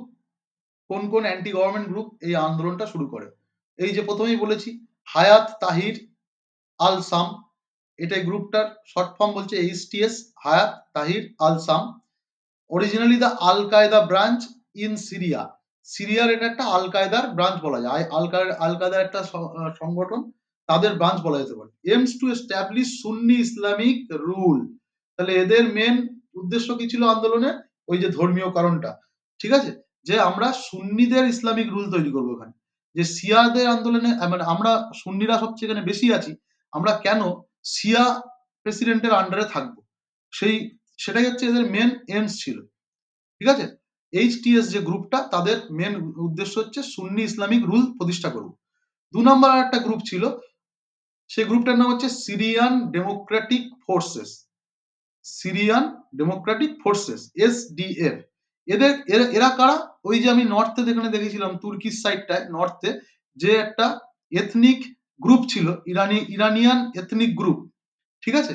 কুর্দিশ, সেই গ্রুপটার নাম হচ্ছে কুর্দি, একটা উপজাতি সম্প্রদায়, ঠিক আছে?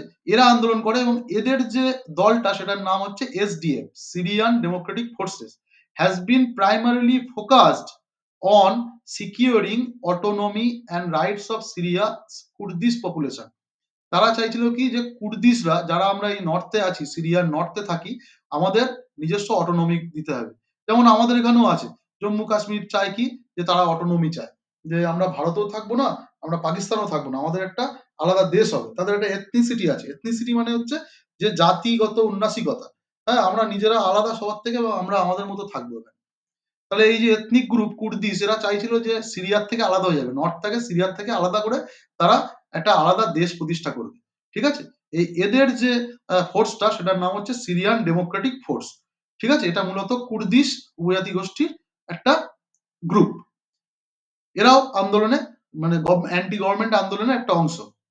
3 নম্বর হচ্ছে free Syrian army, FSA, free Syrian army. এরা কারা? This faction supported by Turkey, ঠিক আছে? উত্তরের যে তুর্কি আছে, সেই তুর্কি হচ্ছে এদেরকে সাপোর্ট করছে, ঠিক আছে? Opposes both the Asad resign and Kurdish forces.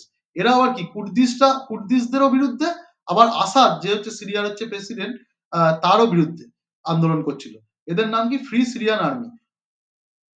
Mainly due to concern over Kurdish separatism, মানে কি কুর্দিশরা যে আলাদা হতে চাইছে, আলাদা একটা দেশ করতে যাচ্ছে, এটারও তারা বিরোধী। আবার আসাদের শাসন থাকুক সেটাও সেটা চায় না, ঠিক আছে? এদের যে গ্রুপটা সেটার নাম হচ্ছে ফ্রি সিরিয়ান আর্মি। তাহলে আমরা দেখতে পেলাম এই 3টে গ্রুপ মূলত আন্দোলন করেছিল।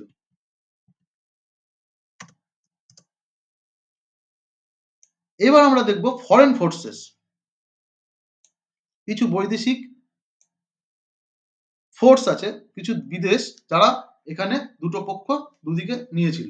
আমরা দেখতে পাই আসাদস প্রাইমারি অ্যালাইজ, আসাদের মানে গভর্নমেন্টে, সেই সময় যে গভর্নমেন্ট ছিল এখন নেই, আসাদের দলের কোন কোন দেশ ছিল? রাশিয়া আসাদকে সাপোর্ট করেছিল, ইরান আসাদকে সাপোর্ট করেছিল, আর হিজবুল্লাহ, এরা হচ্ছে একটা শিয়া সম্প্রদায়, যেটা হচ্ছে ইসরায়েলের আগেনস্টে। প্যালেস্টাইন, ইসরায়েল, যে ধরো লেবানন আছে না, লেবানন একটা দেশ আছে, আমরা কোথায় দেখেছিলাম বলো? সিরিয়ার কোন সাইডে লেবানন যে দেশটা? স্যার একদম সাউথ ওয়েস্টে। সাউথ ওয়েস্টে, নিচের দিকে ছিল, তাই তো Southwest. লেবানন, তার নিচে ছিল ইসরায়েল, তাই তো? উপরে লেবানন ছিল আর নিচে ছিল ইসরায়েল। এই লেবানন, এখানটা হচ্ছে লেবানন ধরলাম, এটা হচ্ছে ইসরায়েল।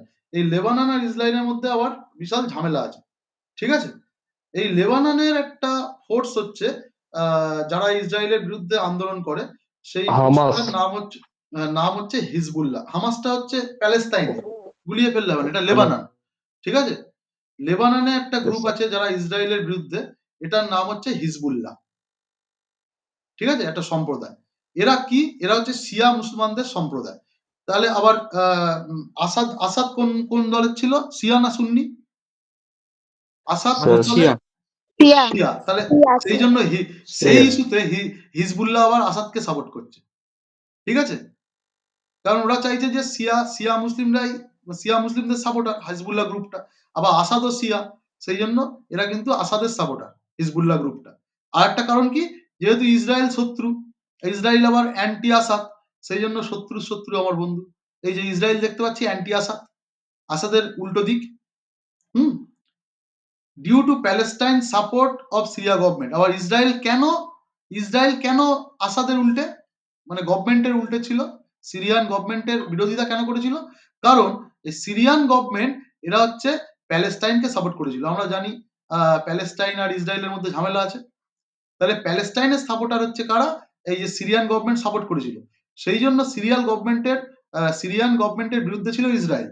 আবার ইসরায়েল যেহেতু সিরিয়ার বিরুদ্ধে, সেই জন্য আবার এই হিজবুল্লাহ সাপোর্ট করছে, লেবাননের হিজবুল্লাহ সাপোর্ট করছে সিরিয়াকে, মানে সিরিয়ার সেই সময়কার গভর্নমেন্টকে। ইউএস ছিল অ্যান্টি আসাদ অ্যালাইস, তুর্কি ওই কুর্দিশদের জন্য এরাও কিন্তু অ্যান্টি আসাদ গ্রুপ ছিল, ঠিক আছে? তুর্কি হচ্ছে নর্থে অবস্থিত।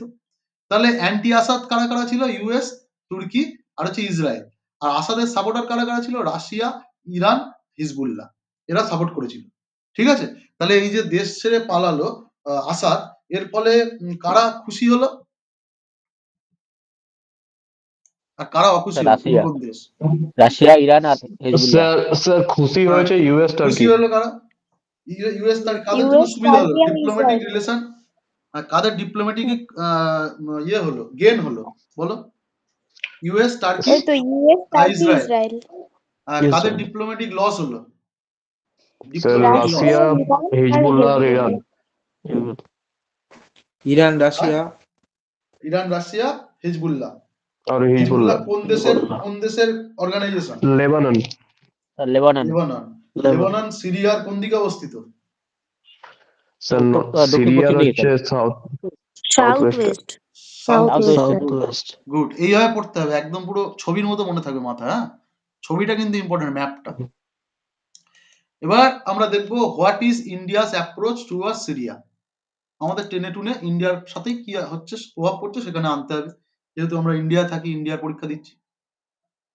India has long maintained friendly relation with Bashar Al Asad Syria. এই যে বাশার আল আসাদ, এর সাথে ইন্ডিয়ার কিন্তু খুব ভালো সম্পর্ক ছিল। এ মনে হচ্ছে একবার এতেও এসেছিল আমাদের কি বলে ওটা 26শে জানুয়ারি স্যার 26 দিবসে। ছিল। ইনি কিন্তু চিফ গেস্ট ছিল একবার। তাহলে আমরা দেখতে পাচ্ছি এই বাশার আল আসাদের সিরিয়ার সাথে ইন্ডিয়ার একটা ফ্রেন্ডলি রিলেশন ছিল।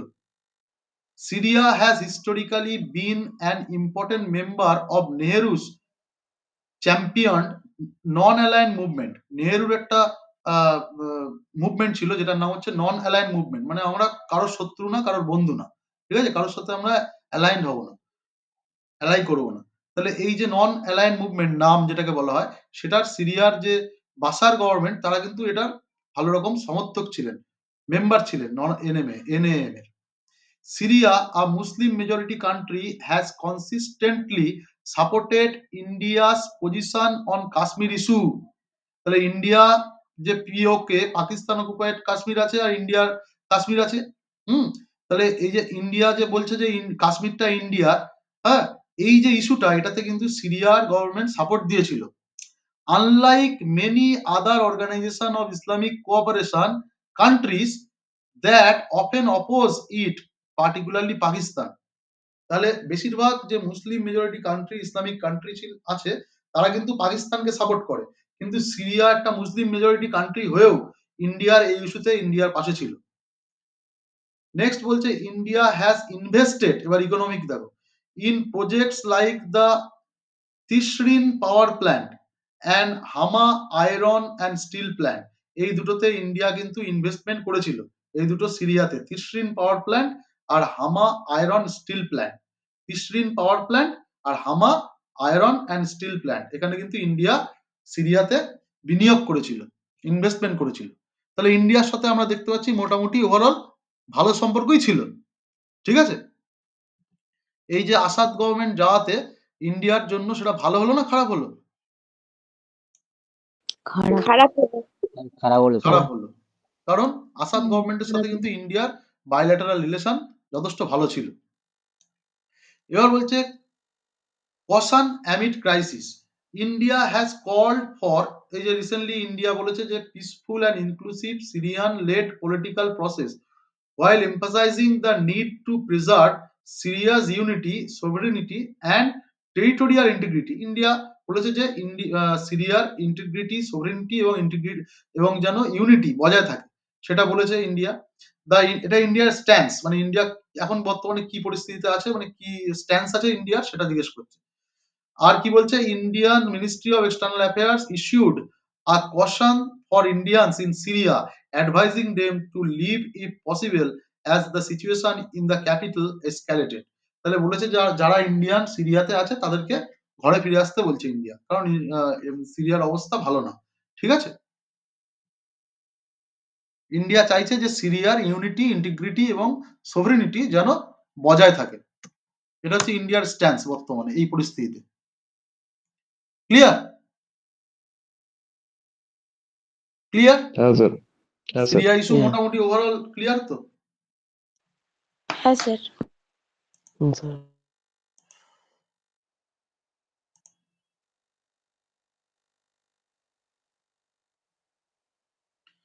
আচ্ছা, এবার আমি যাকে বলবো সে বলবে, ঠিক আছে। অরিন্দম দাস, অরিন্দম লাইনে আছিস? হ্যাঁ স্যার, হ্যাঁ স্যার, হ্যাঁ, বলছি যে তোর ইয়ে দেখা যাচ্ছে তো, তুই বললি দেখা যাচ্ছে না। না দেখা যাচ্ছে। আচ্ছা, তাহলে সিরিয়ার পক্ষে কোন কোন ফোর্সেস ছিল, কোন কোন ফরেন অ্যালায়েন্স সিরিয়ার পক্ষে ছিল?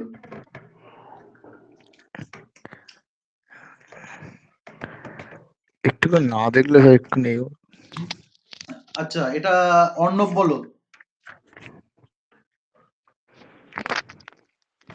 অর্ণব, সিরিয়ার পক্ষে কোন কোন বৈদেশিক শক্তি ছিল এটা বলতে পারছো না? সিরিয়ার পক্ষে কোন কোন, বলো বলো বলো।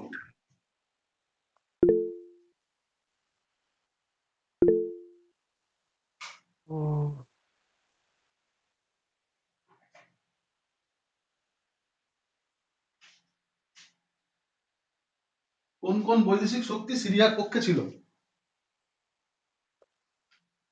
Sir Iran, Russia, Iran, Russia Iran তো আর আর স্যার মনে পড়ছে না। কে বলতে পারবে ক্লিয়ারলি? হিজবুল্লাহ। রাশিয়া, ইরান আর হেজবুল্লাহ। রাশিয়া, ইরান, হিজবুল্লাহ শিয়া না সুন্নি সম্প্রদায়? সিরিয়া, লেবানন, শিয়া। শিয়া। কোন দেশের? লেবানন। লেবানন। লেবাননের।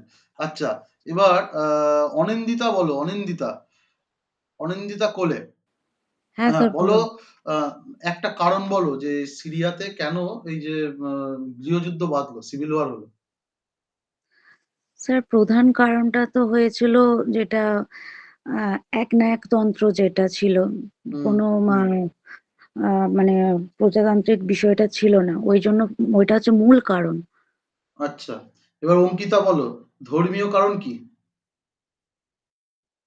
ধর্মীয় কারণ হচ্ছে ওই যে শিয়া সম্প্রদায় বেশি ছিল আর সুন্নি মাইনরিটি ছিল, তাই ওরা সরকার গঠন করবে। সুন্নি ছিল হচ্ছে মেজরিটি গ্রুপ, মানে মেজর পপুলেশনের বেশিরভাগ সুন্নি, কিন্তু যারা হচ্ছে প্রশাসনে ছিল তারা হচ্ছে শিয়া। সেই গ্রুপটার নাম বলো, গ্রুপটার নাম কি?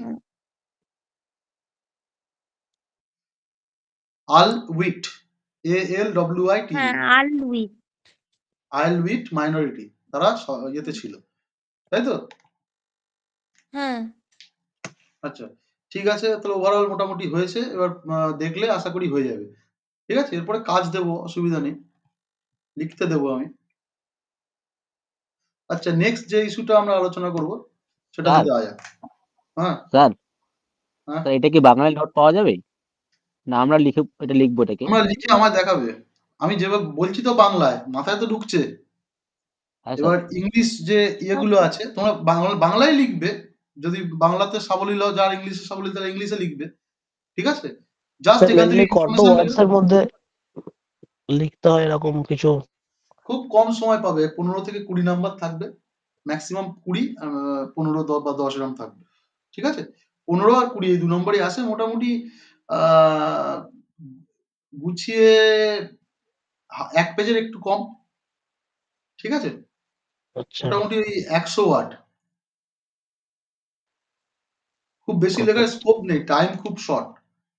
5টা টপিক লিখতে হবে, তারপর তোমার আবার ইয়ে করতে হবে, ওটা কি বলে, শর্ট কোশ্চেন অ্যান্সার করতে হবে।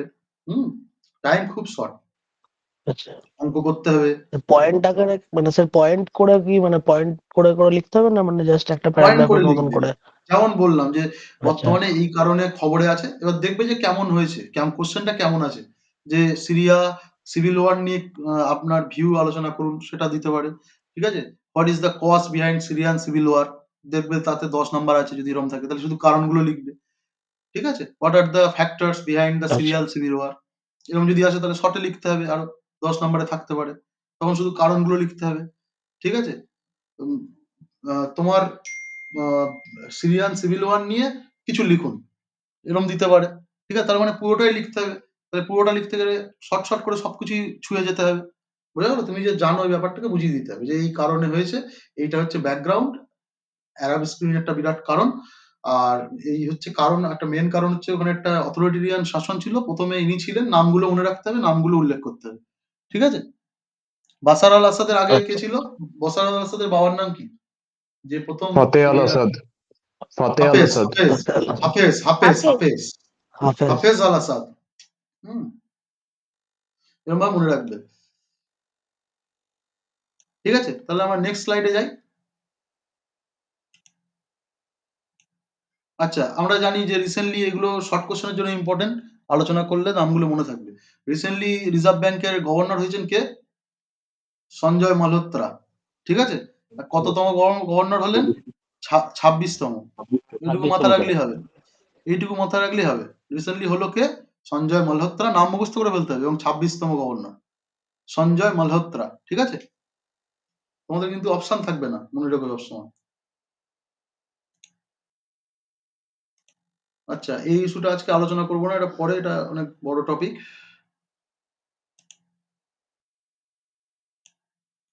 আচ্ছা, এরপরে যে ইস্যুটা নিয়ে আমরা আলোচনা করবো সেটা হচ্ছে one nation one election. Very very hot topic. এটা নিয়ে এই শীতকালের অধিবেশনে চর্চা হবে আমাদের পার্লামেন্টে, সেই জন্য এই ইস্যুটা নিয়ে আলোচনা করবো। তো রিসেন্টলি কি হয়েছে যে ক্যাবিনেটে একটা একটা পার্লামেন্ট থেকে একটা কমিটি গঠন করেছিল। ঠিক আছে, আগে আমি বলে নিই, শোনো ভালো করে। পার্লামেন্ট থেকে একটা কমিটি গঠন করেছিল যে ওয়ান নেশন ওয়ান ইলেকশন করার জন্য, করা যায় কিনা সেটা দেখার জন্য। ঠিক আছে, সেই কমিটির প্রধান কে ছিলেন রামনাথ জানো? কোবিন্দ। জগদীপ ধনখড়। রামনাথ কোবিন্দ। রামনাথ রামনাথ কোবিন্দ। কোবিন্দ। ঠিক আছে, ও রামনাথ হ্যাঁ স্যার। কোবিন্দ ছিলেন হচ্ছে ওই কমিটির প্রধান। রামনাথ কোবিন্দ কে ছিলেন? Former president. Former president Ramnath Kovind. ঠিক আছে, তোমার বা আমার বন্ধু নয়। যাই হোক, ওই ব্যাপারটা এখন থেকে বলা প্র্যাকটিস করতে হবে। শ্রী রামনাথ কোবিন্দ ছিলেন হচ্ছে আমাদের ফর্মার প্রেসিডেন্ট। তার নেতৃত্বে একটা হাই লেভেল কমিটি তৈরি করে পার্লামেন্ট। ঠিক আছে, কিসের জন্য তৈরি করে? যে ওয়ান নেশন ওয়ান ইলেকশন করা যাবে কিনা সেটা দেখার জন্য একটা রিপোর্ট দিতে বলে। তো রিসেন্টলি পার্লামেন্টারি কমিটি বলছে এই যে কমিটিটা গঠন করে, সেই কমিটি রিপোর্ট পেশ করেছে এই সেপ্টেম্বর অক্টোবর মাসে। ঠিক আছে, তো 2024 সালে সেই রিপোর্টের ভিত্তিতে গভর্নমেন্ট ক্যাবিনেট সেটাকে অ্যাপ্রুভ করেছে। ঠিক আছে, ক্যাবিনেট মিনিস্টাররা সেটাকে অ্যাপ্রুভ করেছে। করার পরে এবার এটা নিয়ে সংসদে আলোচনা হবে, যদি তারপরে ভোট হবে। ভোট হওয়ার পরে যদি দেখা যায় সংখ্যাগরিষ্ঠ ভোট পেয়েছে, সেক্ষেত্রে এটা কিন্তু অ্যাক্ট হিসেবে চলে আসবে, যে এক দেশ এক ভোট একটা অ্যাক্ট হবে। ঠিক আছে? বিল পাস হবে, বিলটা পাস করলে সেটা অ্যাক্ট হয়ে যাবে। বোঝা গেল? তো এখানে আমি দেখছি যে কি বলছে, এই যে কমিটি কি কি রেকমেন্ড করেছে স্যার স্লাইডটা সেই দেখতে পাচ্ছি না জায়গাটা স্যার। দেখা যাচ্ছে, এবার দেখো যাচ্ছে, দেখা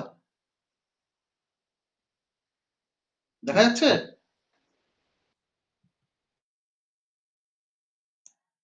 দেখা যাচ্ছে। হ্যাঁ স্যার দেখা যাচ্ছে। হ্যাঁ হ্যাঁ দেখা স্যার যাচ্ছে। দেখা যাচ্ছে। তাহলে এই যে কমিটিটা গঠন করেছিল সেন্ট্রাল গভর্নমেন্ট, সেই কমিটি কি কি রেকমেন্ডেশন করেছে সেটা আমাদের মনে রাখতে হবে।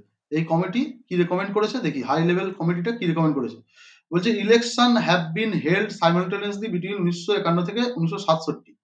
তাহলে প্রথম ইলেকশন থেকে 1951 থেকে 1967 অবধি আমাদের দেশে কিন্তু ওয়ান নেশন ওয়ান ইলেকশন, এক দেশ এক ভোট ছিল। ঠিক আছে? ওয়ান নেশন ওয়ান ইলেকশন ছিল আমাদের দেশে, এই কমিটি বলছে। ল কমিশন হয়েছিল 1999 সালে, 170তম তার রিপোর্টে বলেছিল one election to Lok Sabha and all legislative assemblies in 5 years. 5 বছরের মধ্যে 1999 সালে রিপোর্ট দিয়ে বলেছিল করতে হবে, যে এক দেশ এক ভোট, ল কমিশন বলেছিল। পার্লামেন্টারি কমিটি 79th রিপোর্ট 2015 সালে পার্লামেন্টারি কমিটি যে রিপোর্ট পেশ করে, সেই 79তম রিপোর্টে বলছে suggest methods for simultaneous election in 2 phases। তারা একটা মেথড দেয় যে দুটো ফেজে ইলেকশন হবে এবং একসাথে ইলেকশন হবে। কি কি ইলেকশন? বিধানসভা নির্বাচন আর লোকসভা নির্বাচন। ঠিক আছে? এই দুটো ইলেকশন একসাথে হবে। এরপরে হাই লেভেল কমিটি যেটা গঠন করা হয় রিসেন্টলি শ্রী রামনাথ কোবিন্দের নেতৃত্বে, এবং তিনিও বলেন যে এক দেশ এক মিশন করার জন্য, এবং ক্যাবিনেট সেটা অ্যাপ্রুভ করে। ঠিক আছে? এবার এই রিপোর্টটা নিয়ে আমরা আলোচনা করব। তাহলে মোটামুটি যা যা কমিশন কমিটি গঠন করা হয়েছে, সেখানে আমরা দেখতে পাচ্ছি তারা সবাই কিন্তু এক দেশ এক ভোটের কথা সাজেস্ট করেছিল। ক্লিয়ার? এবং 1951 সাল থেকে 1967 সাল অবধি এক দেশ এক ভোটই হতো। এটুকু আমরা এই স্লাইড থেকে বুঝতে পারলাম। ক্লিয়ার? হ্যাঁ এবার স্যার। রেকমেন্ডেশনটা কি কি, এই যে কমিটি লাস্ট যে কমিটিটা গঠন হয়েছিল সেটা কি রেকমেন্ডেশন করেছিল সেটা আমরা দেখব। বলছে যে ইমপ্লিমেন্টেশন ইন 2 ফেজ। এই কমিটি বলছে দুটো ফেজে, দুটো দফাতে এক দেশ এক ভোট করা যেতে পারে। ইন ফার্স্ট ফেজ বলছে প্রথম ফেজে conduct Lok Sabha and assembly election simultaneously. তাহলে একসাথে লোকসভা এবং বিধানসভা নির্বাচনটা হবে প্রথম ফেজে। আর দ্বিতীয় দফায় সেকেন্ড ফেজে conduct local body election, panchayat and municipalities within 100 days of general election. তাহলে একটা ফেজে হলো হচ্ছে একসাথে লোকসভা আর হচ্ছে বিধানসভা, লোকসভা আর বিধানসভা নির্বাচনটা একসাথে হলো প্রথম ফেজে। ঠিক আছে? তারপরে দ্বিতীয় ফেজে কি হচ্ছে, যে পঞ্চায়েত আর হচ্ছে পৌরসভা মানে মিউনিসিপ্যালিটি ইলেকশন হবে। কতদিনের মধ্যে এই ইলেকশনটা শেষ হওয়ার? 100 দিনের মধ্যে সারা দেশ জুড়ে পঞ্চায়েত এবং পৌরসভার ইলেকশন হবে। ক্লিয়ার? তাহলে দুটো ফেজে করার জন্য এই কমিটি রেকমেন্ড করে। প্রথম ফেজে একসাথে লোকসভা এবং বিধানসভা নির্বাচন হবে, এবং দ্বিতীয় ফেজে 100 দিনের মধ্যে, ওই নির্বাচনের 100 দিনের মধ্যে পঞ্চায়েত এবং পৌরসভার ভোট হবে। বলছে common electoral role for all election, সব ইলেকশনের জন্য একই ইলেকশনাল রোল থাকবে। তারপরে কি বলছে, বলছে initiate detail discussion through out the country, এবং এর জন্য বলছে এটা করার জন্য সারা দেশ জুড়ে একটা ডিটেল আলোচনা হওয়া দরকার। তারপরে কি রিকমেন্ড করছে, কনস্টিটিউট অ্যান্ড ইমপ্লিমেন্টেশন গ্রুপ।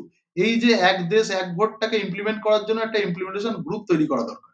তাহলে এই যে শ্রী রামনাথ কোবিন্দের যে কমিটি, সেই কমিটি এই এই 6টা রেকমেন্ডেশন মূলত দেয়। ঠিক আছে? কি কি? দুটো ফেজে হবে, আর কমন ইলেকট্রাল রোল থাকবে, আর থ্রু আউট ডিসকাশন হবে একটা কান্ট্রি জুড়ে, এবং একটা গ্রুপ তৈরি হবে যারা এইটাকে ইমপ্লিমেন্টেশন করবে।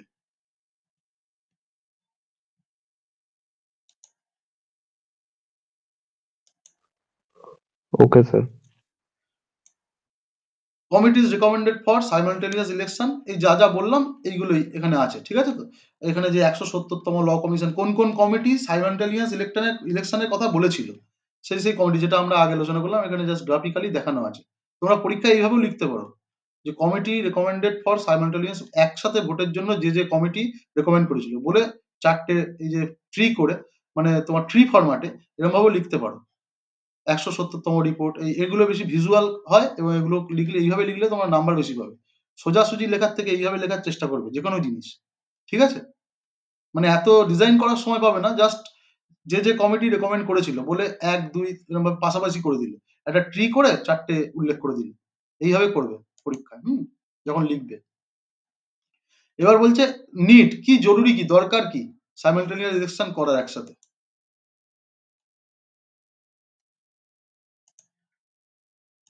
দেখো প্রথমেই বলছে কি কি কারণে দরকার। Frequent election delay development program due to model code of conduct. আমরা জানি ভোট ঘোষণা হওয়ার পর থেকে এমসিসি লাগু হয়ে যায়, মডেল কোড অফ কন্ডাক্ট। এর ফলে কি হয় যে বিভিন্ন রকম ডেভেলপমেন্টের কাজ, তারপরে কি হয় যখনই তোমার model code of conduct declare হয়ে যায় তখন কিন্তু কোনো গভর্নমেন্টই কোনো রকম গভর্নমেন্টের ডেভেলপমেন্ট প্রোগ্রাম ঘোষণা করতে পারে না। কারণ কি, সেটাকে ধরা হয় যে ভোটের স্বার্থে করছে। সেই জন্য এই যে গভর্নমেন্টের যে ডেভেলপমেন্ট প্রোগ্রাম সেগুলো ধাক্কা খায় একসাথে এই বারবার নির্বাচনের ক্ষেত্রে। 2 নম্বর বলছে affect economic growth, investment opportunity, cost of deferred economic decision. তাহলে এর ফলে কোনো ইকোনমিক গ্রোথ আটকে যায়, যেহেতু ডেভেলপমেন্ট প্রোগ্রাম আটকে যায় তার জন্য ইকোনমিক গ্রোথ, ইনভেস্টমেন্ট ইত্যাদি আটকে যায়, ভোটের জন্য সব বন্ধ থাকে। 3 নম্বর বলছে together would avoid disruption of supply chain and production cycle of the migrant worker seeking leave of absence to cast their vote. তাহলে এর ফলে কি হতো বলছে, ধরো ভোট হচ্ছে, একবার লোকসভা ভোট দিতে যাচ্ছে বাড়িতে, যারা হচ্ছে বাইরে কাজ করে পরিযায়ী শ্রমিক, একবার লোকসভা ভোট দিতে গেল, আর একবার যাচ্ছে তারা হচ্ছে বিধানসভা ভোট দিতে বাড়ি যাচ্ছে। তাহলে এর ফলে কি হচ্ছে যে ওয়ার্কাররা চলে গেলে কি হবে, প্রোডাকশন ধাক্কা খাবে। তারা বিভিন্ন প্রোডাক্টিভ ক্ষেত্রে তো জড়িত, ওয়ার্কার কাজ করে, তারা বারবার বাড়ি যেতে হলে বারবার বিভিন্ন ভোটের জন্য, তাহলে এই যে ভোটের জন্য তাদের ছুটি নিতে হচ্ছে, এর ফলে প্রোডাকশনে সাপ্লাই চেনে ঘাটতি ঘটত, প্রোডাকশন কমে যেত, ফলে সাপ্লাই, জিনিসপত্রের সাপ্লাই কমে যেত। would reduce the massive expenditure incurred for conduct of separate election every year। আমরা দেখছি প্রত্যেক বছর, তুমি চাকরি পেলে আলো বুঝতে পারবে, যারা চাকরি করো তারা জানো, এই বছর বছর ভোটের ডিউটি, ঠিক আছে, এর পিছনে কত টাকা খরচা হয়, তাদের ট্রেনিং দেওয়া থেকে শুরু করে ভোট নিয়ন্ত্রণ করা, সবকিছু করা, জিনিসপত্র কেনা, এই যে প্রচুর একটা এক্সপেন্ডিচার হয় বারবার ভোট হলে, সেটা অ্যাভয়েড করা যাবে। Security forces and other electoral officers from their primary duties for significantly prolonged periods। তাহলে কি হয়, বারবার ভোট হলে এই বারবার আর্মিদেরকে, বিএসএফ দেরকে, তাদেরকে বিভিন্ন জায়গায় যেতে হয়। এখানে গেল একবার ভোট করাতে এই বিধানসভায়, আবার গেল একটা অন্য রাজ্যে ভোট হচ্ছে সেখানে যাচ্ছে, বা সেই রাজ্যের মধ্যে যারা হচ্ছে অন্যান্য চাকরি করে তাদেরকে, যে ধরো টিচার, একজন টিচারের দায়িত্ব কি পড়াশুনো করানো, তার পড়াশুনো বন্ধ করে ভোটের ডিউটি করতে যেতে হচ্ছে, ঠিক আছে। তাহলে কি তাদের যে প্রাইমারি ডিউটি, তাদের যে প্রধান কাজ, সেটা হ্যাম্পার হয়। তারপরে বলছে fewer election mean fewer election related disputes, reducing the workload on courts. আমরা জানি এখন একটা সামান্য পঞ্চায়েত ইলেকশন হলেও কোর্টের কত ভূমিকা নিতে হয়, হ্যাঁ, কি ঝামেলা। রিসেন্টলি আমরা দেখছি যে একটা এই পূর্ব মেদিনীপুরে বোধহয় কোঅপারেটিভ সোসাইটির একটা ভোট আছে এই রিসেন্টলি, সেখানেও সেন্ট্রাল ফোর্স আসছে সুপ্রিম কোর্টের অর্ডারে। তাহলে ভোট মানে একটা ডিসপিউট, বিভিন্ন রকম ঝামেলা, ঠিক আছে। এই ডিসপিউট নিয়ে তারা কোথায় যাবে, আমরা জানি ভোটের সময় সাধারণ মানুষ কোর্টে যাওয়ার চান্সই পায় না, কারণ সব ওই ভোট নিয়ে। পঞ্চায়েত ভোটের পরে দেখেছি আমরা হাইকোর্টে কিভাবে বিভিন্ন রকম বিডিওদেরকে ডাকছে, বিভিন্ন গভর্নমেন্ট অফিসারদেরকে ডেকে ডেকে তুলোধনা করছিলেন জজ সাহেবরা, তাই তো। তাহলে এই যে ভোট মানে কোর্টের উপরে একটা এক্সট্রা ওয়ার্কলোড পড়ে, ফলে সাধারণ মানুষ যে ন্যায় বিচার পেতে কোর্টে যায় সেটা ডিলেড হয়ে যায়। তাহলে ভোট মানে ডিসপিউট, আর ডিসপিউট মানে ওয়ার্কলোড টু কোর্ট, এটা আস্তে আস্তে কমবে যদি একসাথে ভোট হয়। Frequent election use identity politics like caste, class, tearing division and disrupting social cohesion. তাহলে ভোট জানি আমরা কি, জাতপাত নিয়ে ভোট হয়, ঠিক আছে, কাস্ট নিয়ে, হিন্দু মুসলমান ইত্যাদি, ভোট মানে ডিভিশন ব্যাপারটা চলে এসছে এখন, মানে ভারত প্রথম থেকেই আছে। তাহলে এই যে মানুষের মধ্যে যে হানাহানি, এটা ভোটের জন্য বেড়ে যায়, পলিটিক্স এর জন্য। আর বারবার যদি ভোট হয়, একবার বিধানসভা একবার লোকসভা, তাহলে এই জিনিসটা চলতেই থাকবে। আর এখন সোশ্যাল মিডিয়ার যুগ, ধরো মহারাষ্ট্রে ভোট হচ্ছে, সেখানে কোন নেতা কি বলেছে সেটা পশ্চিমবঙ্গে আসতে 1 সেকেন্ড লাগছে, ফেসবুকে ভাইরাল হয়ে যাচ্ছে। এর ফলে কি হচ্ছে যে দাঙ্গা, তারপরে যে তোমার কাস্ট বেসড যে পলিটিক্স ইত্যাদি গুলো আরো বেশি প্রশ্রয় পাচ্ছে। তাহলে বারবার ভোট হলে বিভিন্ন জায়গায়, তাহলে এই জিনিসগুলো আরো বাড়বে। সো একসাথে ভোট হলে এই জিনিসগুলো কমবে। এই হচ্ছে মেন কারণ, যেগুলো নিড, কেন দরকার। এবার বলছে যে চ্যালেঞ্জেস অ্যান্ড কমপ্লেক্সিটিস, আমরা বুঝলাম যে কেন দরকার। এবার আমরা দেখবো যে এক দেশ এক নির্বাচন হলে এর কি কোনো সমস্যা থাকবে না? হ্যাঁ, অবশ্যই থাকবে। তো কি সমস্যা থাকতে পারে সেগুলো বলছে, would result in national issues overshadowing regional state specific issues. Very important একটা পয়েন্ট।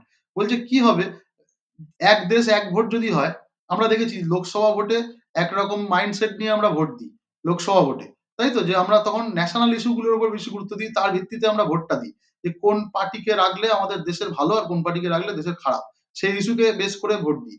আবার যখন আমরা বিধানসভার ভোট দিই, হ্যাঁ, অ্যাসেম্বলি ইলেকশনে যাই, তখন আমরা রাজ্যের ইস্যুগুলোকে দেখি যে কোন পার্টিকে রাখলে আমাদের রাজ্যের ভালো আর কোন পার্টিকে রাখলে আমাদের রাজ্যের খারাপ।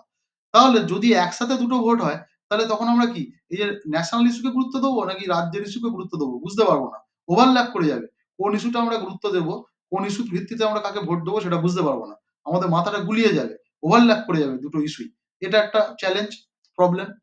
2 নম্বর বলছে may create a system where national political parties would have a significant advantage over regional parties, এবং বলছে এর ফলে যে ন্যাশনাল পার্টি যারা আছে তারা কিন্তু বেশি গুরুত্ব পেয়ে যেতে পারে এই ভোটের ফলে। এক দেশ এক নির্বাচন হলে যারা ন্যাশনাল পার্টি আছে তারা বেশি গুরুত্ব পেয়ে যেতে পারে কাদের থেকে, যে রিজিওনাল পার্টি আছে তাদের থেকে বেশি গুরুত্ব ন্যাশনাল পার্টি পেয়ে যেতে পারে। ঠিক আছে, এরপরে বলছে যে frequent election hold lawmakers accountable while fixed terms may provide unwarranted stability without performance scrutiny challenging democratic principle। যে বারবার ইলেকশন হলে, বারবার ভোট হলে যারা ল মেকার, যাদেরকে আমরা ইলেকশন দিয়ে জেতাচ্ছি, তারা অ্যাকাউন্টেবল থাকে আমাদের কাছে। যে এই নির্বাচনে আমরা ধরো ভোট হলো, লোকসভার ভোট হলো, লোকসভার ভোটে আমরা ধরো কোনো একটা পলিটিক্যাল পার্টিকে, ধরো বিজেপিকে আমরা বেশি সিট দিলাম, আমাদের রাজ্য থেকে তারা অনেকগুলোই সিট পেল। আবার দেখলাম তাদের পারফরমেন্স কেমন, তারা আসছে কিনা, তারা নিজের এলাকার প্রশ্নগুলো পার্লামেন্টে পৌঁছে দিচ্ছে কিনা, এটার ভিত্তিতে আবার ধরো তার 1 বছর পরে বিধানসভা নির্বাচন আছে, অ্যাসেম্বলি ইলেকশন।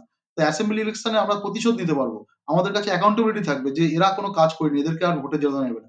এই ভোটে আবার আমরা টিএমসি কে দেখা যাচ্ছে বেশি ভোট দিলাম, ঠিক আছে, অ্যাসেম্বলি ইলেকশনে। তাহলে আমরা কি অ্যাকাউন্টেবিলিটি, আমরা সুযোগ পাচ্ছি প্রতিশোধটা নেওয়ার, তারা যেমন করছে তাদেরকে তেমন দেখানোর সুযোগটা পাচ্ছি। কিন্তু একসাথে ভোট হলে আবার সেই 5 বছর পরে ভোট হবে, বিধানসভায় যে তাদেরকে যে প্রতিশোধটা নিতাম আমরা সাধারণ মানুষ, সেটা কিন্তু নিতে পারছি না। ঠিক আছে, এটা একটা চ্যালেঞ্জেস হতে পারে।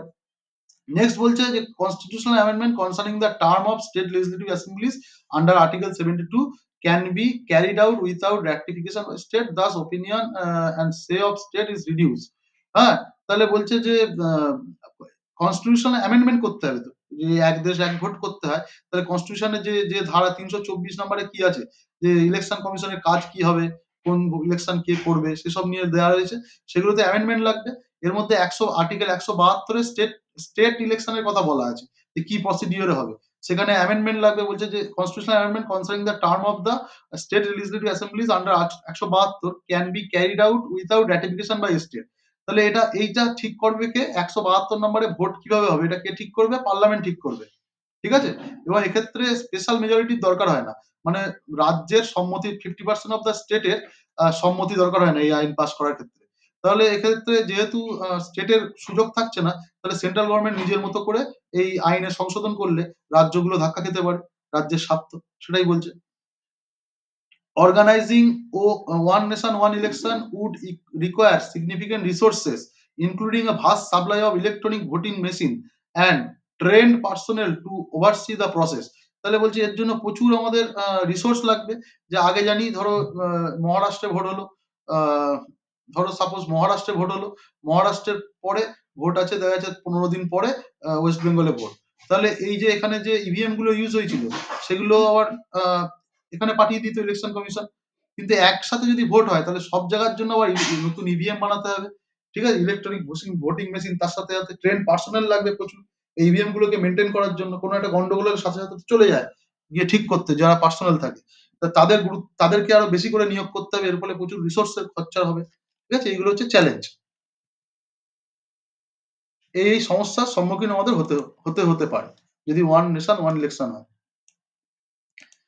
এরপরে বলছে যে এই যে ওয়ান নেশন ওয়ান ইলেকশন হলে কি কি কনস্টিটিউশনাল চেঞ্জেস লাগবে, কনস্টিটিউশনে কি কি অ্যামেন্ডমেন্ট করতে হবে। ইনসার্ট বলছে এইটা হলে একটা নতুন আর্টিকেল ইনসার্ট হবে, আর্টিকেল 82A, ঠিক আছে? আর্টিকেল 82A(1) যেটা হবে কি, state that on the date of the first sitting of the house of the people after a general election, the president will issue a notification bringing article 82A into effect. The date on this notification shall be called an appointment date. ঠিক আছে? তাহলে এই একটা নতুন article আনতে হবে যেখানে appointment date দেবে প্রেসিডেন্ট।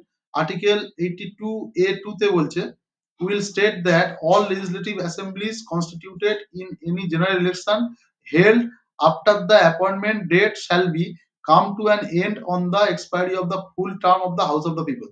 এবং সেখানে ঘোষণা করবে স্টেট লেজিসলেশনের ক্ষেত্রে গভর্নর, যে বলবে যে এই তারিখে তোমাদের শুরু হচ্ছে, আবার এই তারিখে তোমাদের টার্ম শেষ হয়ে যাবে, এটা একটা ঘোষণা করবে। তাহলে এই নতুন আর্টিকেল অ্যাড হবে যদি এটা অ্যাক্ট হয়।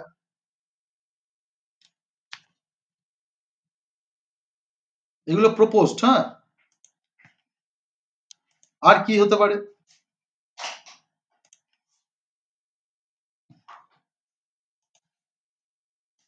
Amendment of article 83। 83 তে কি বলছে, duration of house of parliament. আমরা পার্লামেন্টের ডিউরেশন কত আছে, 5 বছর, তাই তো? 5 বছর। তারপরে যে ন্যাশনাল ইমার্জেন্সি হলে আবার 1 বছর, টোটাল 6 বছর। বা আবার ন্যাশনাল ইমার্জেন্সি যদি চলতে থাকে তাহলে আরো 1 বছর বাড়িয়ে দেওয়া যায়, আমরা জানি। এরকম ভাবে বাড়াতে বাড়াতে কত বছর বাড়ানো যায়? অনির্দিষ্টকালের জন্য বাড়ানো যায়, তাই তো, ন্যাশনাল ইমার্জেন্সির ক্ষেত্রে। তাহলে এই যে ডিউরেশন গুলো, কতদিন গভর্নমেন্ট থাকবে, কতদিন বাড়ানো যাবে, এগুলো চেঞ্জ করতে হবে। এখানে একটা অ্যামেন্ডমেন্ট আসবে আর্টিকেল 83 তে। আর্টিকেল 172 যেটা হচ্ছে স্টেটের ক্ষেত্রে বলছে রাজ্যের ডিউরেশন কতদিন থাকবে, রাজ্যে একটা সরকার কতদিন থাকবে, সেম অ্যাজ পার্লামেন্ট, সেন্ট্রাল গভর্নমেন্টের মতোই।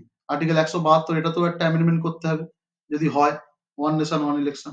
In case of hung house মানে কি, মানে কোনো পার্টি মেজরিটি পেল না, ধরো বিজেপি আর হচ্ছে কংগ্রেস, দুটো পার্টি মূলত আমরা জানি যে সেন্ট্রালে আছে, এর মধ্যে কোনো পার্টি মেজরিটি পেল না, তাহলে হাউসটা কি কে গঠন করবে, কোন পার্টি, সেটা ঠিক নেই। এরকম পরিস্থিতিকে বলা হয় হাং হাউস। যদি কোনো ক্ষেত্রে এরকম পরিস্থিতি তৈরি হয় বা নো কনফিডেন্স মোশন জারি হয়, মানে ধরো একটা 300 জন এমপি আছে বিজেপির, ধরো সাপোজ, ঠিক আছে তো।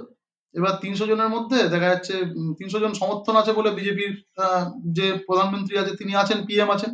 এইবার সেই সরকারের বিরুদ্ধে চলে গেল 300-র মধ্যে 200 জন। তাহলে কি হলো, সরকারের পক্ষে থাকছে কতজন, এই প্রধানমন্ত্রীর পক্ষে 100 জন আছে, আর 200 জন এমপি, ওদেরই এমপি দেখা যাচ্ছে প্রধানমন্ত্রীকে সমর্থন করছে না, তখন কি হবে, সরকার পড়ে যাবে। এই যে পরিস্থিতি, এটাকে বলা হয় নো কনফিডেন্স মোশন, ঠিক আছে, অর ডিফেকশন বলা হয়।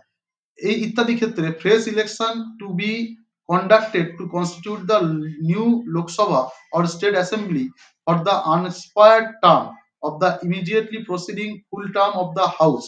তাহলে আমরা জানি যদি এরকম পরিস্থিতি হয় তাহলে আমরা এখানে ঠিক হয়ে যাবে, যখন ওয়ান নেশন ওয়ান ইলেকশন হবে তখন ঠিক হবে কি, যে ধরো জানুয়ারি 2025 সালে সরকার গঠন হলো, আবার জানুয়ারি 2030 সালে এই সরকার পড়ে যাবে, স্টেটের ক্ষেত্রেও আর হচ্ছে লোকসভার ক্ষেত্রেও, যদি একসাথে ইলেকশন হয়।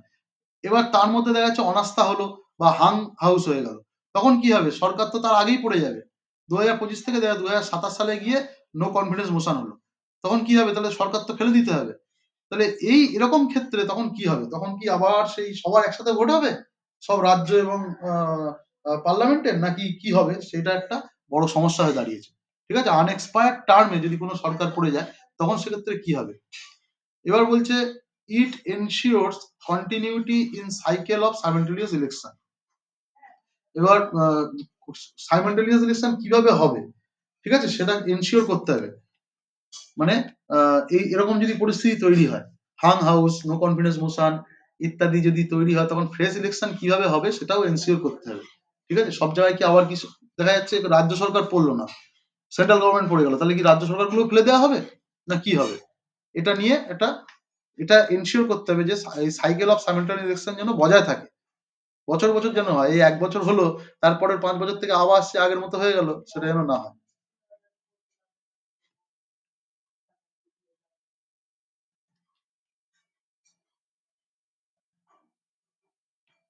আচ্ছা, 324-এ আমরা জানি আর্টিকেল 324 ইলেকশন কমিশন আছে, ইলেকশন কমিশনের ফাংশন বলা রয়েছে, কি করবে ইলেকশন কমিশন, কিভাবে কাজ করবে ভোটের সময়।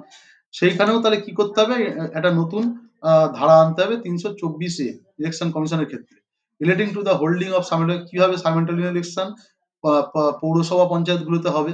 কারণ election commission, national election commission কিন্তু ইয়ে করে না, তোমার হচ্ছে পৌরসভা বা পঞ্চায়েত ভোটটাকে কন্ডাক্ট করে না, এই দুটোকে আবার সেই রাজ্যের ইলেকশন কমিশন কন্ডাক্ট করে। আর যে বিধানসভা মানে হচ্ছে অ্যাসেম্বলি ইলেকশন আর হচ্ছে লোকসভা ইলেকশন, এটাকে কন্ডাক্ট করে হচ্ছে ন্যাশনাল ইলেকশন কমিশন। সেটা 324 বলা আছে যে ন্যাশনাল ইলেকশন কমিশন কিভাবে করবে না করবে সেগুলো। তাহলে যদি একসাথে ইলেকশন হয় আর যদি সেটা তোমার হচ্ছে ন্যাশনাল ইলেকশন কমিশন কন্ডাক্ট করে, তাহলে সেখানে মানে ঢোকাতে হবে সাইমেন্টালিয়াস ইলেকশন পঞ্চায়েত এবং পৌরসভায় কিভাবে কন্ডাক্ট করবে ইলেকশন কমিশন। ঠিক আছে, এক্ষেত্রে কি র্যাটিফিকেশন বাই স্টেট দরকার, কারণ কি এটা হচ্ছে স্টেট ম্যাটার, মিউনিসিপ্যালিটি ভোট এবং পঞ্চায়েত ভোট এটা কিন্তু স্টেট ম্যাটার। তাহলে এখানে এই আইনটা পাস করতে গেলে যে পঞ্চায়েত এবং পৌরসভা একসাথে ভোট হবে, সেক্ষেত্রে কিন্তু 50% স্টেটের সমর্থন দরকার, যে যদি সমর্থন করে তবেই এই বিলটা পাস হতে পারে, যে মিউনিসিপ্যালিটি এবং পঞ্চায়েত ইলেকশনও একসাথে হবে দেশ জুড়ে ওই যে 100 দিনের মধ্যে জেনারেল ইলেকশন হওয়ার পরে। তার জন্য 50% স্টেটের সমর্থন দরকার, সেই রাটিফিকেশনটা রিকোয়ার্ড বলছে দরকার। Single electoral roll to be prepared by the election commission of India in consultation with the state election commission by amending 325, article 325টাকে অ্যামেন্ডমেন্ট করতে হবে, করে সিঙ্গেল ইলেকট্রাল রোল তৈরি করতে হবে, স্টেট ইলেকশন কমিশনের সাথে ন্যাশনাল ইলেকশন কমিশন বা election commission of India consult করে সেটা 325 কিভাবে কি করবে পঞ্চায়েত পৌরসভার ভোট নিয়ে সেটা সিঙ্গেল ইলেকট্রাল রোল তৈরি করতে হবে। as it includes amending state subject, local government আমি বললাম পঞ্চায়েত পৌরসভা এটা স্টেট সাবজেক্ট পড়ছে, শিডিউল 7 অনুযায়ী কনস্টিটিউশনের পার্ট 9 এ আছে এন্ড পার্ট 9 তে আছে যে এটা স্টেট ম্যাটার। হ্যাঁ, তাহলে এখানেও অ্যামেন্ডমেন্ট করতে হবে কনস্টিটিউশন অফ ইন্ডিয়া এখানেও, এবং র্যাটিফিকেশন অফ স্টেট দরকার আর্টিকেল 368 বি, এটা হচ্ছে অ্যামেন্ডিং পাওয়ার, মানে অ্যামেন্ডমেন্ট সম্বন্ধে বলা আছে আমরা জানি আর্টিকেল 368 তে, সেই 368 2 নম্বরে বলা আছে যে কিভাবে অ্যামেন্ডমেন্ট করা যায়, যে এক হচ্ছে যে স্পেশাল মেজরিটিতে পাস হবে, গিয়ে আবার 50% স্টেটের সমর্থন দিতে হবে, সেই বিলটা যদি এই দুটো একসাথে শর্ত পূরণ করে তবেই সেটা অ্যাক্ট হবে। তাহলে সেহেতু এই 368(2)এও এই পঞ্চায়েত পৌরসভা নির্বাচন একসাথে করতে গেলে এটাতেও সংশোধন আনতে হবে। এবং এই কমিটি বলেছে the committee observe that constitutional amendment in relation to terms of parliament and state assemblies will not require ratification by state. তাহলে এই যে মানে হচ্ছে বিধানসভা ভোট, বিধানসভা ইলেকশন আর হচ্ছে লোকসভা ইলেকশন, এই দুটোর ক্ষেত্রে স্টেটের পারমিশনের কোনো দরকার নেই, কারণ এই দুটো হচ্ছে সেন্টারের সাবজেক্ট, মানে ইউনিয়ন লিস্টে আছে। ঠিক আছে, ইউনিয়ন লিস্টে আছে, সেই জন্য এই ক্ষেত্রে স্টেটের সম্মতি নেওয়ার কোনো দরকার নেই। However constitutional amendment in relation to the local bodies will be required to be passed with ratification by at least half of the state। কিন্তু এই যে পঞ্চায়েত মানে মিউনিসিপ্যালিটি এবং পঞ্চায়েত এই ভোটটাতে যদি আমি চেঞ্জ আনতে চাই, তাহলে কিন্তু এখানে আমাদের স্টেটের 50% স্টেট, যতগুলো স্টেট আছে তার 50% স্টেটের সমর্থন এই বিলে দরকার, তবেই হবে। ঠিক আছে, ওই কমিটি সাজেস্ট করেছে।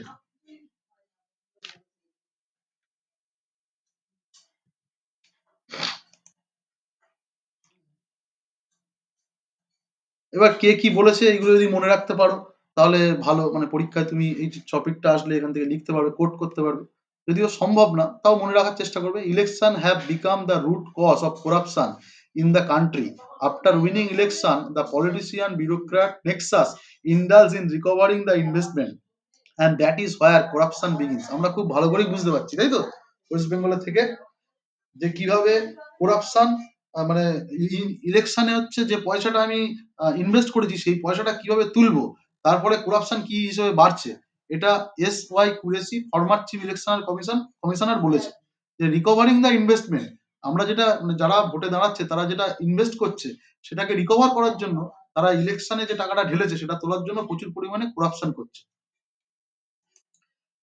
জাস্টিস দীপক মিশ্রা, যিনি former chief justice of India, তিনি বলেছে adoption of one nation one election in India is likely to brook well with the spirit of the constitution and also with the principle of the collaborative federalism. ঠিক আছে, তাহলে ইনি কি বলছেন যে এটা হচ্ছে তোমার কনস্টিটিউশনের যে স্পিরিট আছে এবং principal of the collaborative federalism যেটা আছে সেটার প্রতি একটা মানে অন্যায় তিনি বলছেন। আচ্ছা, এরপরে দেখো শর্ট টাইপ অফ কোশ্চেন। এখান থেকে যে আমরা আজকে যেগুলো পড়লাম সেখান থেকে যেগুলো আসতে পারে, আমরা জানি 5টা ফুল ফর্ম দেয়, মানে অ্যাব্রিভিয়েশন থেকে ফুল ফর্ম লিখতে হয়, কিন্তু কোনো অপশন থাকে না। তাহলে এখান থেকে কিন্তু এই এইচটিএস টা খুব ইম্পর্টেন্ট। এইচটিএস এর ফুল ফর্ম কি? এইচটিএস কোথায় পেলাম আমরা? আলতাহির অলসাম। আলতাহির অলসাম। এইচটিএস, এইচটিএস তো এইচটিএস, এইচ ফর এইচটিএস এর ফুল ফর্ম হায়াত সিরিয়ার যুদ্ধ যেটা স্যার বলা ছিল হায়াত তাহরির আল আসাম। হ্যাঁ, আসাম, আলসাম। যাই হোক, এইচটিএস এর ফুল ফর্ম এটা মনে রেখো। এসডিএফ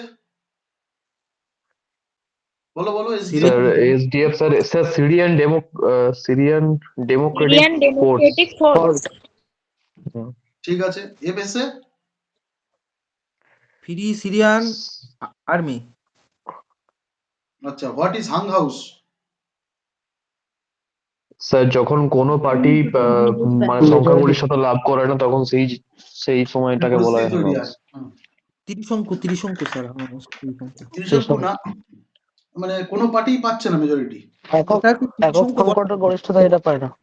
কোনো পার্টি এককভাবে যদি না পায় ওটাকে এককভাবে সংখ্যাগরিষ্ঠ না পায়, হাং হাউস। ঠিক আছে। এই হায়াত তাহির আল সাম, ঠিক আছে। আরগুলো মনে আছে তোমাদের, জানি এটাই থাকবে না, এটা লেখা আছে হায়াত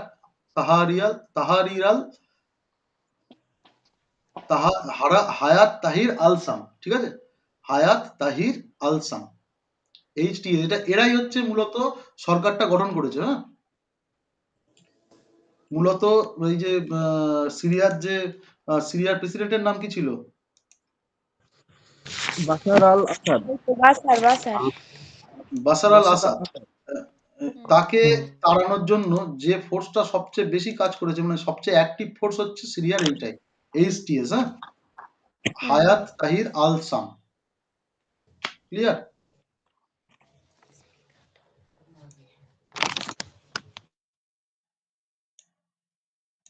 আচ্ছা, এরপরে যেটা সেটা হচ্ছে, দেখো এই যে স্লাইডটা আমি এখন দিয়ে দেবো তোমাদের ইয়েতে, হোয়াটসঅ্যাপে।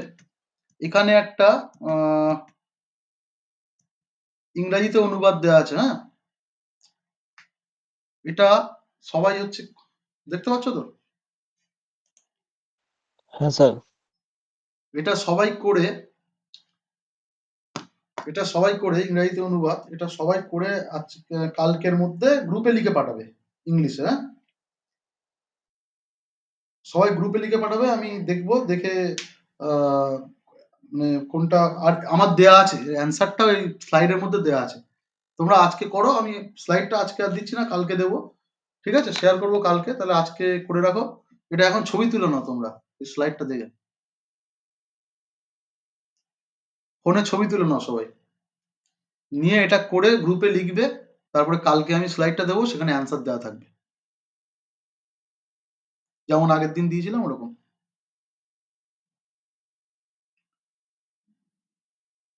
ছবি তুলে নিয়েছো সবাই? হ্যাঁ স্যার। এটা কালকের মধ্যে গ্রুপে লিখে পাঠাবে সবাই, খাতায় লিখতে হবে না, গ্রুপেই লিখে পাঠাবে। ইংরেজিতে তো অসুবিধা নেই গ্রুপে লিখতে, ট্রান্সলেশনটা। হ্যাঁ, ওকে। তাহলে আজকে আমাদের ক্লাস এখানেই শেষ হচ্ছে। আজকে আমরা দুটো ইস্যু নিয়ে আলোচনা করলাম। আর হচ্ছে তোমাদের হোমওয়ার্ক থাকবে হলো এই দুটো ইস্যু নিয়ে তোমরা হচ্ছে ওয়ান নেশন আর ওয়ান ইলেকশন, আর একটা কোনটা, সিরিয়ান ক্রাইসিস, এই দুটো ইস্যু নিয়ে বাংলা বা ইংলিশে সবাই লিখবে। লিখে আছে কি বার? বুধবার। পরের সোমবারের মধ্যে সব পিডিএফ করে, আগের দিন যেভাবে বললাম পিডিএফ করে আমাকে পরের সোমবারের মধ্যে পাঠাবে। আর ইংলিশ এই আগের দিন ল্যাঙ্গুয়েজের যে কাজ দিয়েছিলাম ওটা কিন্তু শনিবারের মধ্যেই পাঠাবে। তারপরে যে পাঠাবে তারটা কিন্তু আমি দেখতে পারবো না, বুঝেছো? ল্যাঙ্গুয়েজের কাজটা শনিবারের মধ্যে পাঠাচ্ছ, আর এই দুটো টপিক নিয়ে নিজেরা লিখবে, লিখে নাম লিখে পিডিএফ করে আমাকে পার্সোনালি সেন্ড করবে। ক্লিয়ার? আমি সেটা নিয়ে আগে আলোচনা করব পরের বুধবারে, তারপরে নেক্সট টপিক করাবো। তাহলে ডেডলাইন হচ্ছে সোমবার আজকের ক্ষেত্রে। হ্যাঁ, আজ বুধবার, যথেষ্ট সময় আছে। স্যার ওয়ার্ড লিমিটটা কত? 120 ওয়ার্ডের মধ্যে লিখবে ম্যাক্সিমাম। 100 মধ্যে লিখলে আরো ভালো হয়। গুছিয়ে লিখবে, বাট জিস্ট লিখবে। আর কি লিখবে মানে কোশ্চেন দুটো আমি হোয়াটসঅ্যাপে দিয়ে দিচ্ছি গ্রুপে। হ্যাঁ, এক্সাক্ট কোশ্চেন দুটো আমি দিয়ে দিচ্ছি। ওকে? ঠিক আছে। যার বাংলাতে যে সাবলীল সে বাংলায় লিখবে, যে ইংরেজিতে সাবলীল সে ইংরেজিতে লিখবে। কারো কোনো কনফিউশন বা কোশ্চেন?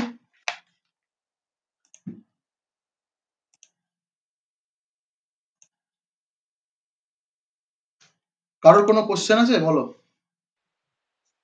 স্যার বলছি যে আপনি যে টপিকগুলো ডিসকাশন করছেন, এই টপিকগুলো পড়লে হবে নাকি আমি মানে লাস্ট কতদিনের টপিক মোটামুটি রেডি করবো ওটাই জিজ্ঞেস করছেন, মানে কত 6 মাস না 1 বছর? খুব ইম্পর্টেন্ট যদি টপিক হয় তাহলে তোমার 1 বছর কেন 2 বছরের পুরনোও আসতে পারে। যেমন ধরো একটা বলছি জিএসটি, ঠিক আছে? জিএসটি এমন একটা টপিক যেটা কিন্তু তোমার হচ্ছে হট টপিক, যখন খুশি আসতেই পারে। কিন্তু এটা পাস হয়েছে কবে জিএসটি? 2017 ফার্স্ট 17তে জুলাই লাগু 2017। হয়েছে, 17তে লাগু হয়েছে। 2017তে লাগু হয়েছে, তাই তো? তাহলে এই যে তোমার যে জিএসটি টপিকটা, এটা কিন্তু করে রাখতে হবে। মানে তুমি ভাবছো যে এটা কারেন্ট টপিক নয়, এতদিনের পুরনো, কিন্তু এটা প্রাসঙ্গিক টপিক। ঠিক আছে? জিএসটির সুফল কি পাচ্ছি আমরা, বা তার কুফল কি আছে, তাহলে এটা করে রাখতে হবে। আর আমি মোটামুটি যা করাচ্ছি সেগুলোই করো এখন মন দিয়ে। এছাড়াও যদি তোমরা কোনো টপিক পাও সেগুলো আমাকে বলবে, যে স্যার এটা কি করবো, পার্সোনালি জিজ্ঞেস করবে এই টপিকটা কি করার প্রয়োজন আছে। আমি তো দিলাম যে কি কি ধরনের করতে হবে, কোন কোন এরিয়া থেকে করতে হবে। আজকে আমরা কোশ্চেন অ্যানালিসিস করার মাধ্যমে বুঝতে পেরেছি কোন কোন এরিয়া থেকে করতে হবে, তাই তো? ক্লিয়ার হয়েছে? তাহলে এরকম যদি তোমরা টপিক পাও আমাকে দেবে, আমাকে জিজ্ঞেস করবে যে স্যার এটা কি করার দরকার আছে কিনা, আমি বলে দেবো, তারপর নিজেদের মতো করবে। আপাতত আমার উপরে ডিপেন্ড করো, আমি যা করাচ্ছি সেগুলো করো, আর নিজেরাও চোখ কান খোলা, মানে কাগজটা পড়ো রোজ, বাংলা হোক ইংলিশ হোক, কাগজটা পড়ো। ঠিক আছে? আমি এক্সাম্পল হিসেবে গতকাল আমি কিভাবে কাগজ পড়েছি বা আগামীকাল কিভাবে কাগজ পড়বো সেটা আমি তোমাদেরকে পাঠিয়ে দেবো। ঠিক আছে? যে কোনো একদিনের কাগজে আমি কিভাবে মার্ক করে পড়েছি বা কিভাবে টপিক পাচ্ছি সেইটা আমি তোমাদেরকে পাঠাবো। তাহলে তোমরা বুঝতে পারবে যে কিভাবে পেপারটা পড়তে হবে, কোন টপিকগুলো। 2 থেকে 3টে খবর হয়তো একদিন থাকে যেগুলো পরীক্ষা আসার মতো, তোমরা ওই 2 থেকে 3টে খবরই পড়ো। ঠিক আছে? ঠিক আছে। তাহলে গুড নাইট, ভালো থেকো সবাই। আবার সোমবার দেখা হবে। আর শুক্রবারে সৌরভ স্যারের ক্লাস আছে। Okay thank sir. You sir. Okay sir, good night. Okay, thank you sir. Hmm. ঠিক আছে।